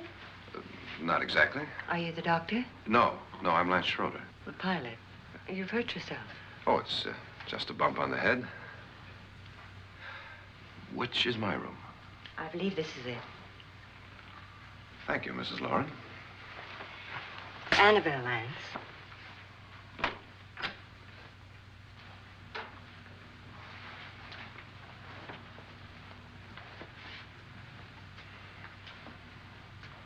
You were with the young girl in the cellar. Why was she so upset? Was she? And you don't look like the type to go around bumping his head. What really happened, Lance? Well, Nora thought she saw a ghost, but I didn't see anything. She was just frightened then. And mad at me, I think. I kidded her about it. I wouldn't joke about anything else that happens here tonight. Now, don't tell me you're taking all this seriously.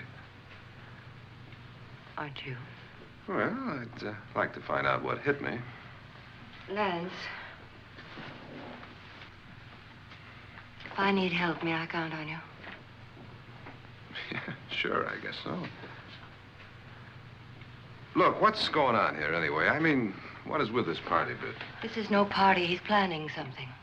Your husband? I wish I knew what it was. Must be pretty big if he's going to lay out $50,000. The money doesn't mean anything. He has a reason for getting us all up here to this dreadful old house. Well, what for? He doesn't even know us. Maybe that's exactly why you're here. Well, what can he get away with? Oh, he thinks that big money like his can get away with anything. You know, of course, that I'm his fourth wife. The first simply disappeared. The other two died. Lance, I don't want to join them. You mean he, Oh, his doctor said they died of heart attacks. 2 girls in their 20s. Well, what can he do? My husband is sometimes insane with jealousy. Nothing matters to him then. Please be careful. Would he hurt you? He would kill me if he could.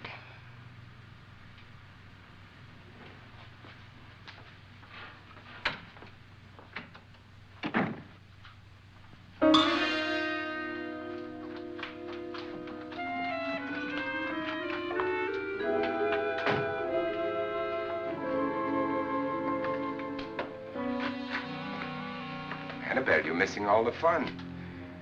Nora Manning was almost killed by a falling chandelier. The pilot bashed his head in. Is he badly hurt? The Saturnine psychiatrist bandaged him up.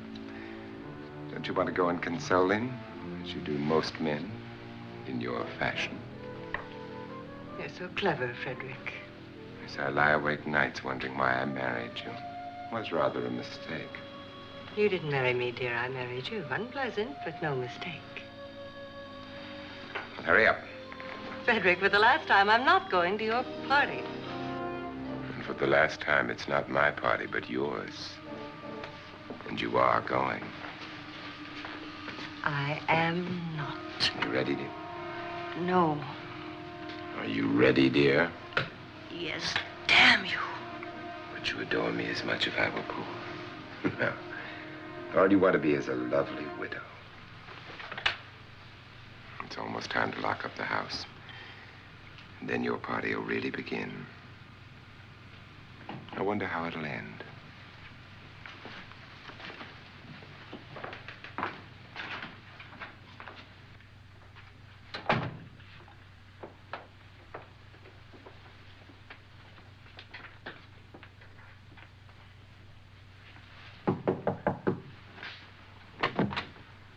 It's close to midnight, Lance. Okay. I'll be down in a minute.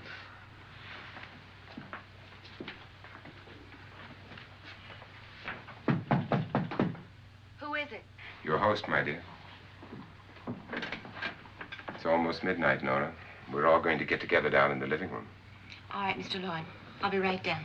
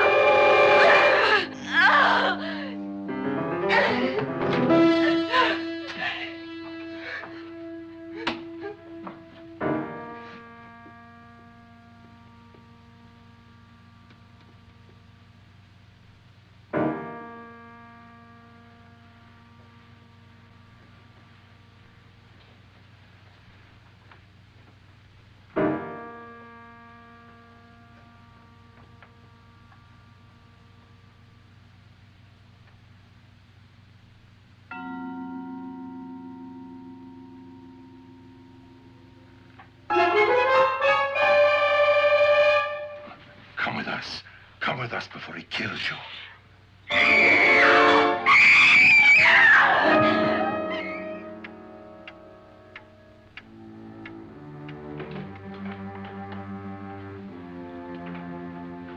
Where's Nora?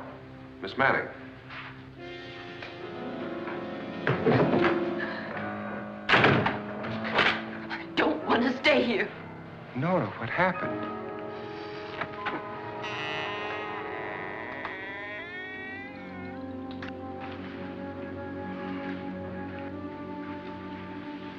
That's Jonas Slides and his wife. They've been caretakers here for years. She's blind, you know. I'm not going to stay here. Well, Doctor, it looks like we have a real case of hysteria on our hands. I think she's just a little upset, not hysterical.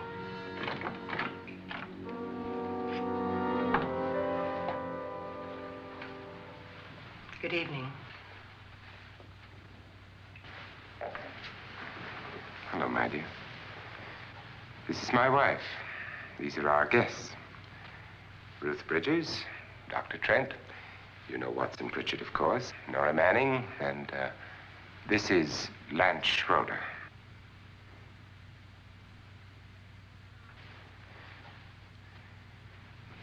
Get me out of here.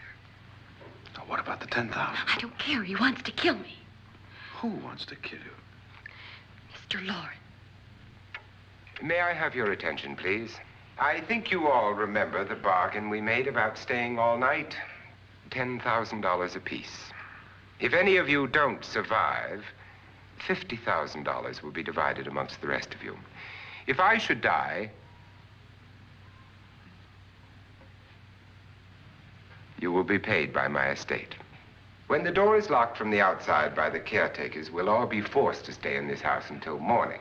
If any of you decide not to stay, you must leave with the caretakers now.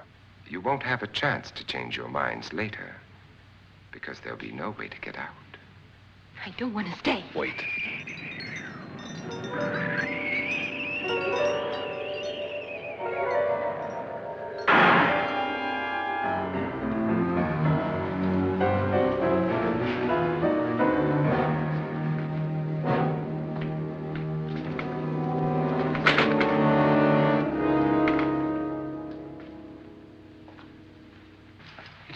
midnight yet? Who told them they could leave? They never leave before midnight. Well, they've gone now.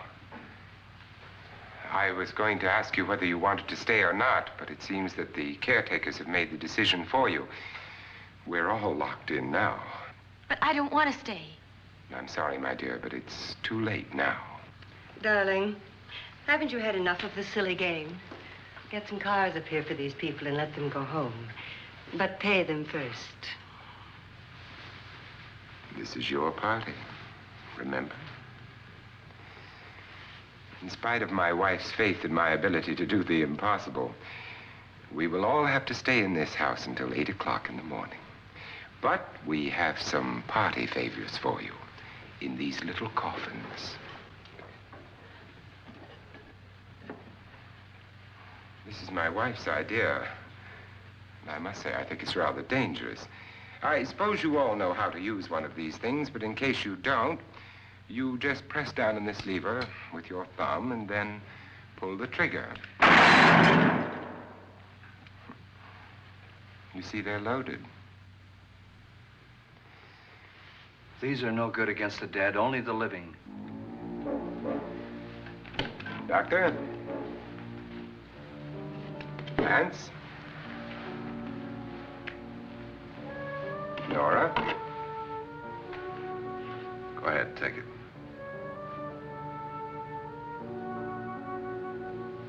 Miss Bridges?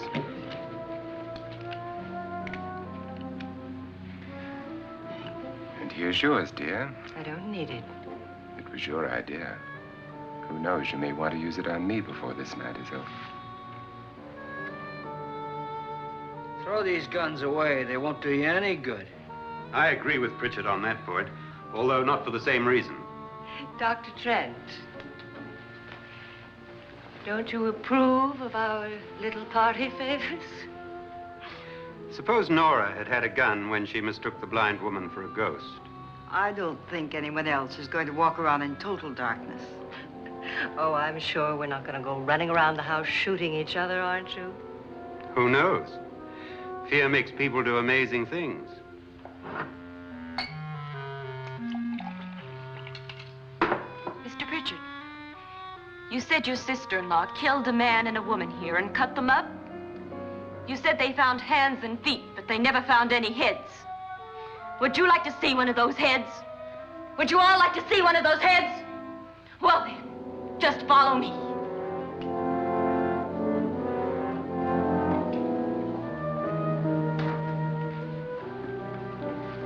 Darling, I really don't need this.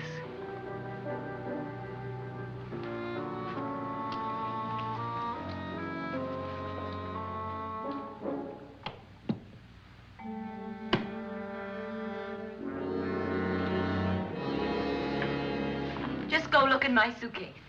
Just go look.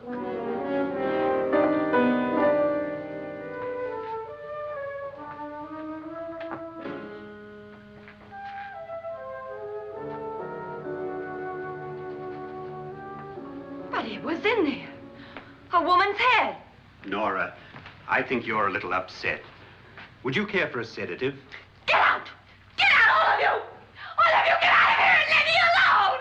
Just get out of here! You think it's all right to leave her by herself, Doctor? I wish she'd taken the sedative. Well, what do you suppose she thought she saw? They're closing in on her.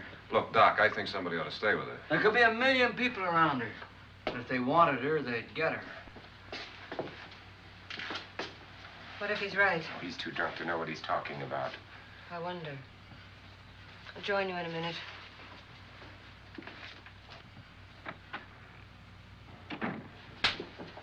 Do you think it would do any good if you went in and talked to her? Well, do you think there really was a head in her suitcase? I don't know. A thing like that would put me right over the edge. Look, would you sort of stay up here, I mean, in case she needs help? All right. I'll be in my room. Just call it. Thanks.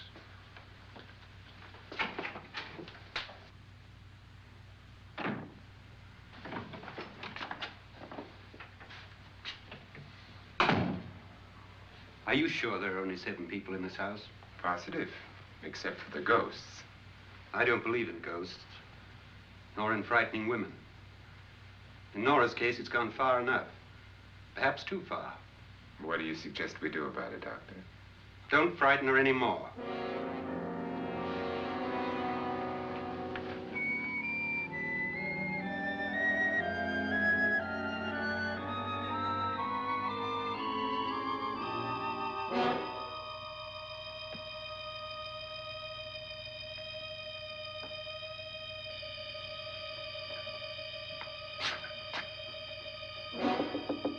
Nora?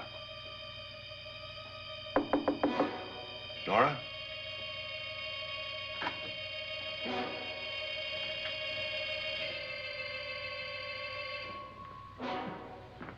Nora?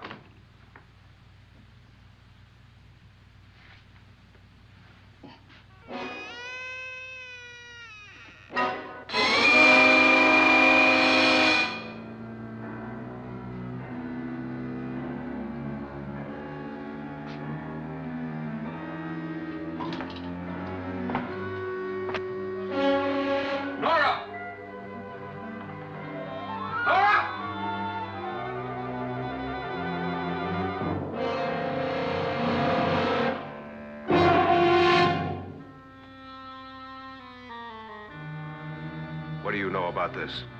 They've taken her. In a little while, she'll be one of them. Where's Nora? Where is she? It's too late. It's too late. You'll never find her again. Pritchard, if you know where she is, you better tell me now. She's gone. She's gone with them. And there's nothing you can do about it.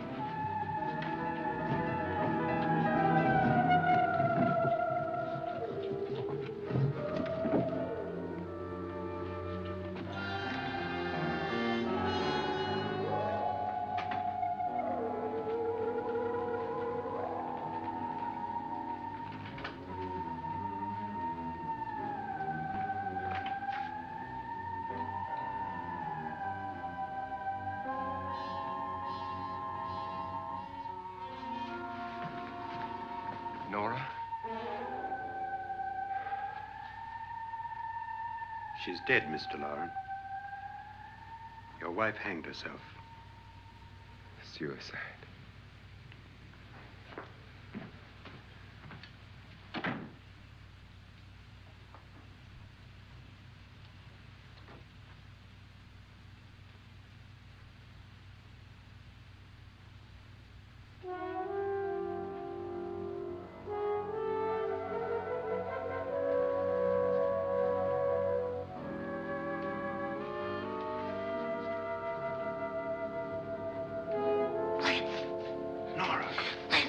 Please, hide me. What's the matter? Hide me.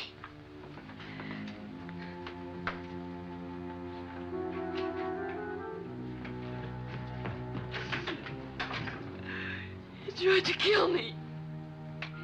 He grabbed me and choked me and put me in that room. And then he went away and left me. Who? He thought I was dead. Who? Mr. Lord. Are you sure about this? I don't know. It was dark, but it must have been him. Has anybody seen you since he left you? I heard some people in that room, but I went by and nobody saw me. Mrs. Loren is dead. But how? Loren said she committed suicide, but I think somebody killed her. Him?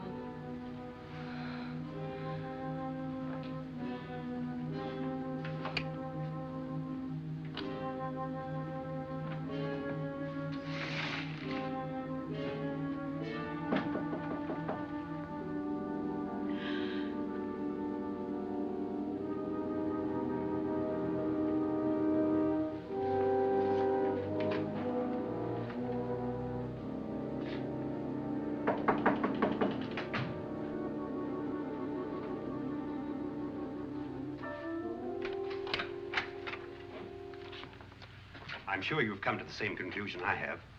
Yeah, I think so. Well, let's all have a meeting, discuss what to do. The living room? Okay, in a minute.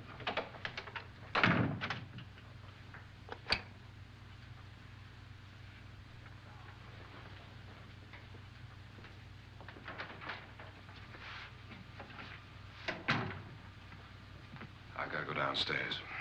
Now, you lock yourself in here and don't let anybody know you're here. If he thinks you're dead, he won't come here. And I'll get back as soon as I can. You'll be all right. And if you have to, you use it.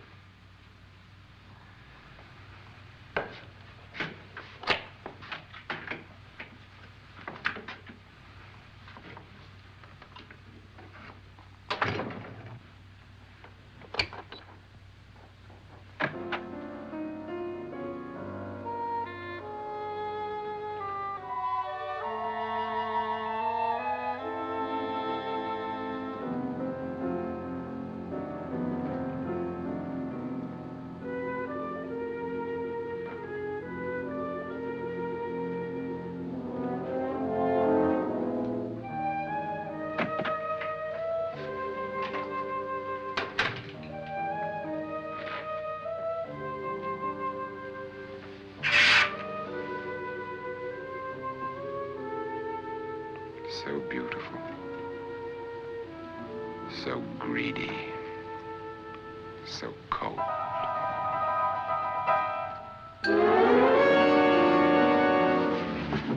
What are you doing in here? Wait, don't we? What do you mean coming in here?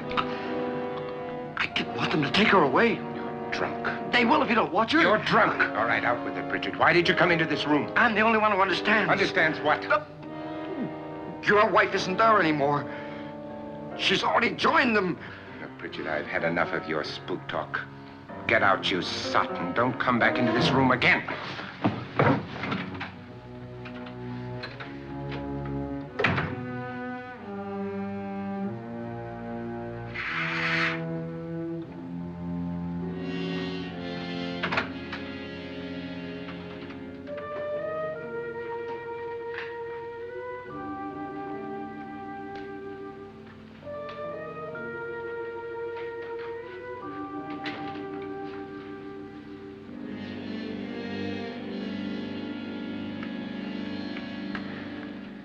Where's what's-her-name?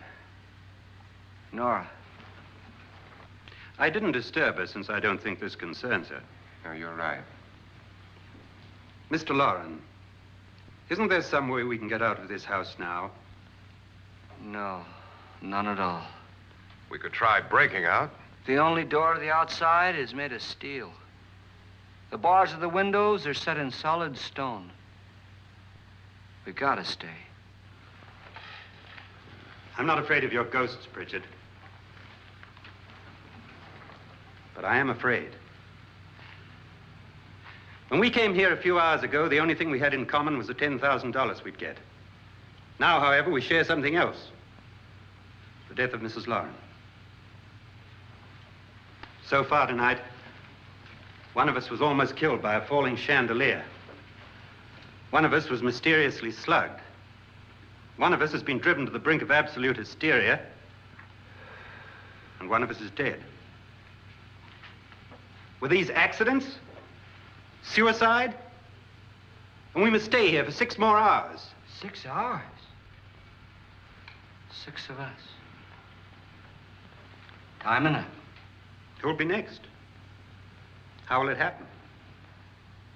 Let me ask you a question, Doctor. You were the first one to see my wife there. Did you also see anything that she could have climbed up on and then jumped? No. Did any of you?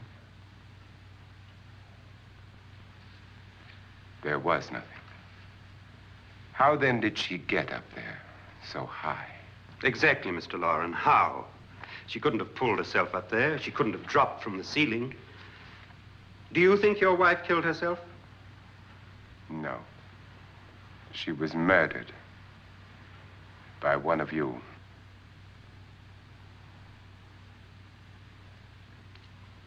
Or you, Mr. Loren. To deliberately kill someone, you must have a reason. We were all strangers to your wife. Only you had a motive for murder. What husband hasn't at some time wanted to kill his wife? What husband hasn't had 1,000 opportunities to do it in such a way so that he'd never be suspected? I'm not such a fool as to hang my wife from a ceiling by a rope. The fact remains that you, or one of us, murdered Mrs. Lauren. And that's a matter for the police. So how do we get the police? That's my point. We can't until morning. What began as a silly party given by an eccentric has now involved us all in murder. For once, Pritchard may be right. If another murder's in the works, let's stop it now. Another murder? Why not? Maybe one of us saw too much. Why should even a millionaire want to give each of us $10,000 to spend one night in a gloomy old house? To see some ghosts, have a party? No. Have you finished trying me, Doctor? And is the verdict guilty of murder? Oh, this isn't getting us anywhere. Somebody killed Mrs. Lauren, we know that. One of us is guilty and the rest of us are innocent, okay. Now, what we have to do for the next 6 hours is protect ourselves from each other. Do you really think? I don't think anything. I just know that I'm going to my room. And if anybody comes in, I'll shoot him. Or her. And if we all stay in our rooms, we'll be safe. Because the innocent will have no reason to leave his room.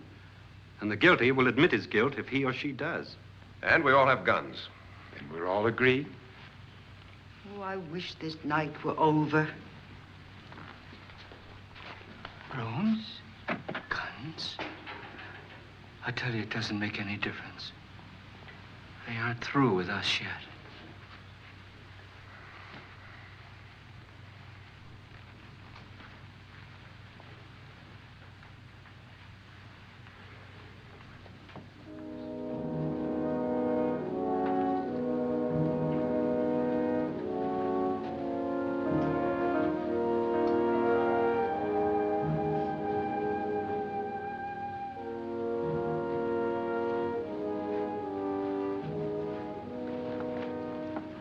What's the use of saying good night?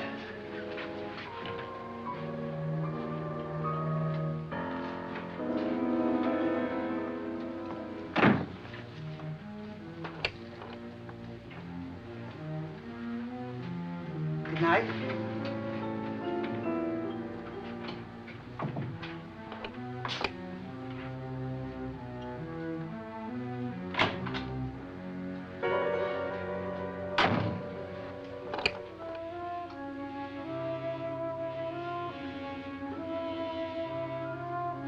Good night, Doctor.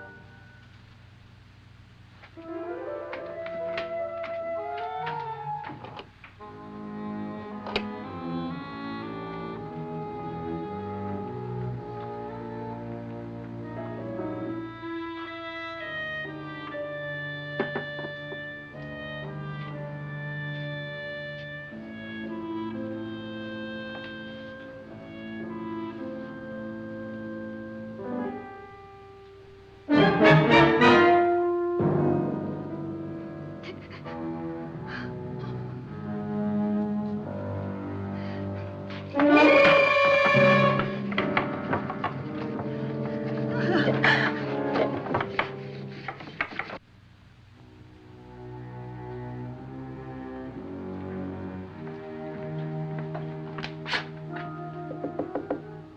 it's me, Lance.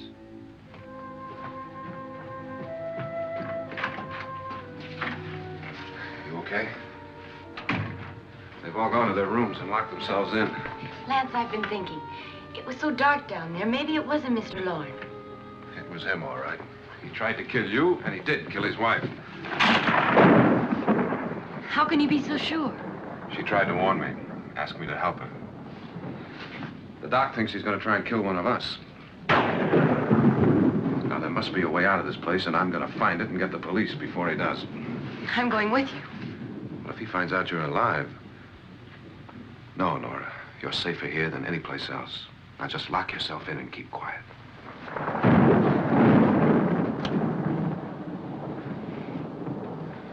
If I find a way out, I'll come back and get you.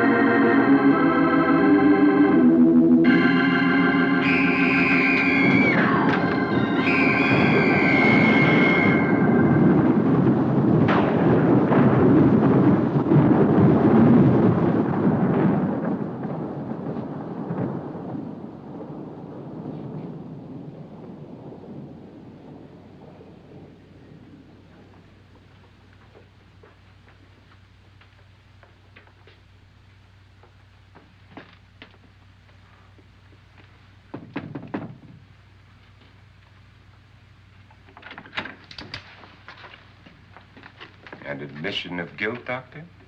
Certainly not. There's either somebody else in this house or one of us has left his room. Did you hear anything? Organ music? That, and someone walking. You got yours? Ready? You look downstairs, and I'll look up here. Why not together? There may be only minutes, seconds left of someone's life. Why waste time?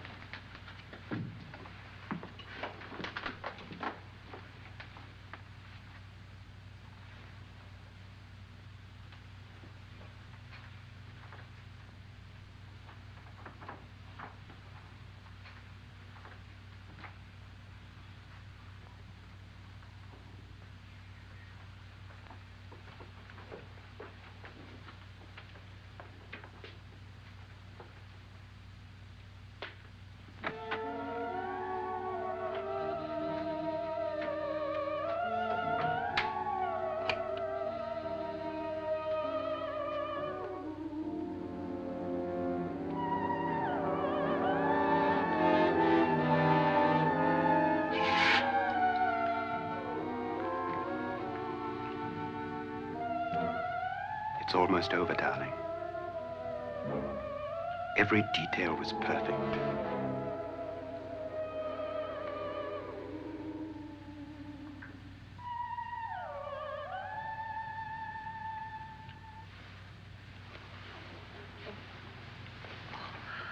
What's happening? We've done it. A perfect crime. Beautiful. Has she killed him? Not yet, but she will. Get me out of this hanging harness. What's taking that girl so long? What time is it? At first, I couldn't get Nora to want to protect herself with a gun. But after you appeared at the window, everything began to work just as we had planned. You were wonderful. Just the touch that finally drove her into complete hysteria. It'll be worth all of our planning, darling. Where's Nora now? What's happening? On her way to the cellar. So scared she'll shoot the first thing that moves. And Frederick? On his way to the cellar, too. David, are you sure none of them will suspect us? Of what? An hysterical girl accidentally shoots somebody? Who would suspect that we planned it that way, that we drove her to it? What about my suicide? But just a ghost party gag. We'll claim it was a dummy since I'm the only one who touched you. And the caretakers? Well, they had no idea what they were really doing. What about Nora? She's not stupid, you know. Darling, believe me, everything we planned is working perfectly. Nora is sure Frederick murdered you. She thinks Frederick attacked her in the cellar, not me. And now Nora's almost out of her mind with fear. The heads, the music, you're hanging. I tell you, when Frederick walks in there, she'll shoot him. It's taking too long. David, you ought to be there.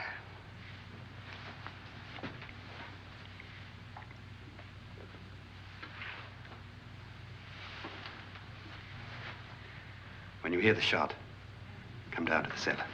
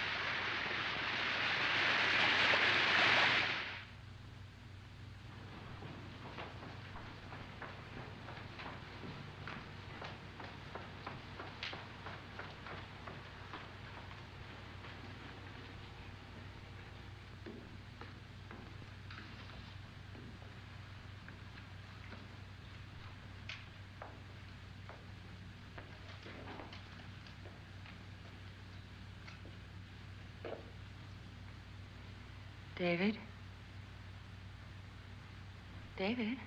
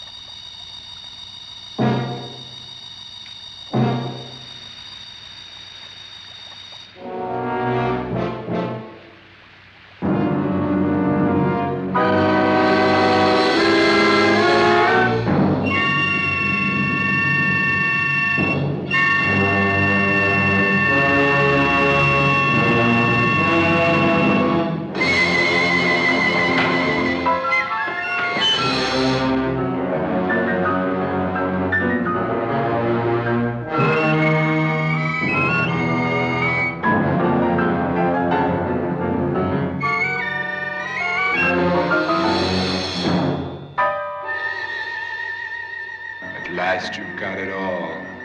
Everything I have, even my life. But you're not going to live to enjoy it. Come with me, murderess. Come with me.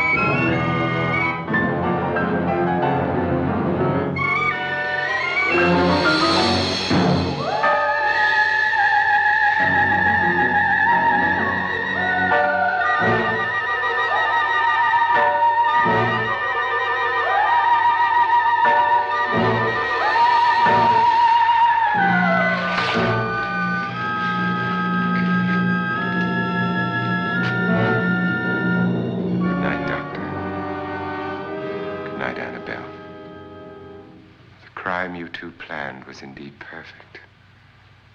Only the victim is alive and the murderers are not. It's a pity you didn't know when you started your game of murder that I was playing too.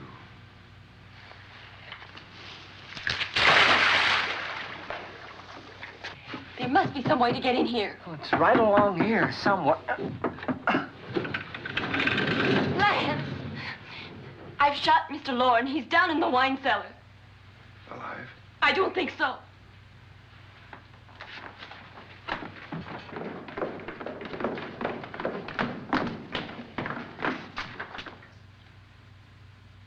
It's him. He's alive.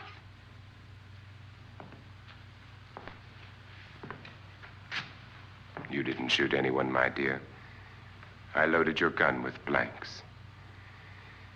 I can tell you all now. Trent and my wife were planning to kill me. They failed. Trent tried to throw me in the vat.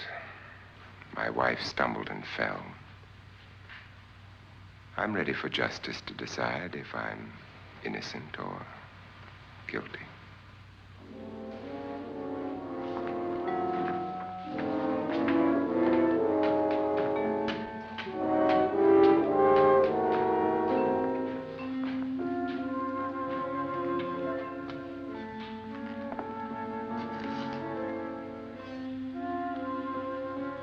Now there are 9.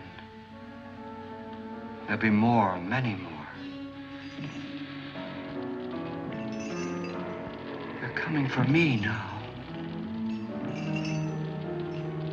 And then they'll come for you.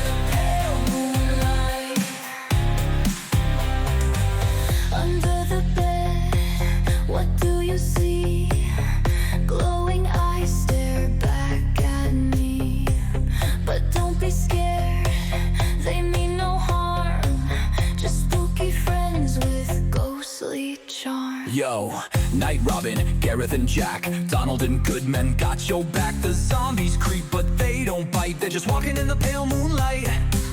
Werewolves howling, mummies chill. What's their deal? Even vampires keep it still. Skeletons tapping on the beat so tight. Jack-o'-lanterns flicker in the dead of night. Bats take flight, witches zoom, rocking you to sleep with a boom, boom, boom. Nighty night, sleep tight. Nighty night, sleep tight. Ghoulies, don't you fear. Monsters guard you always near. Wrapped in cobwebs, soft and tight. Night.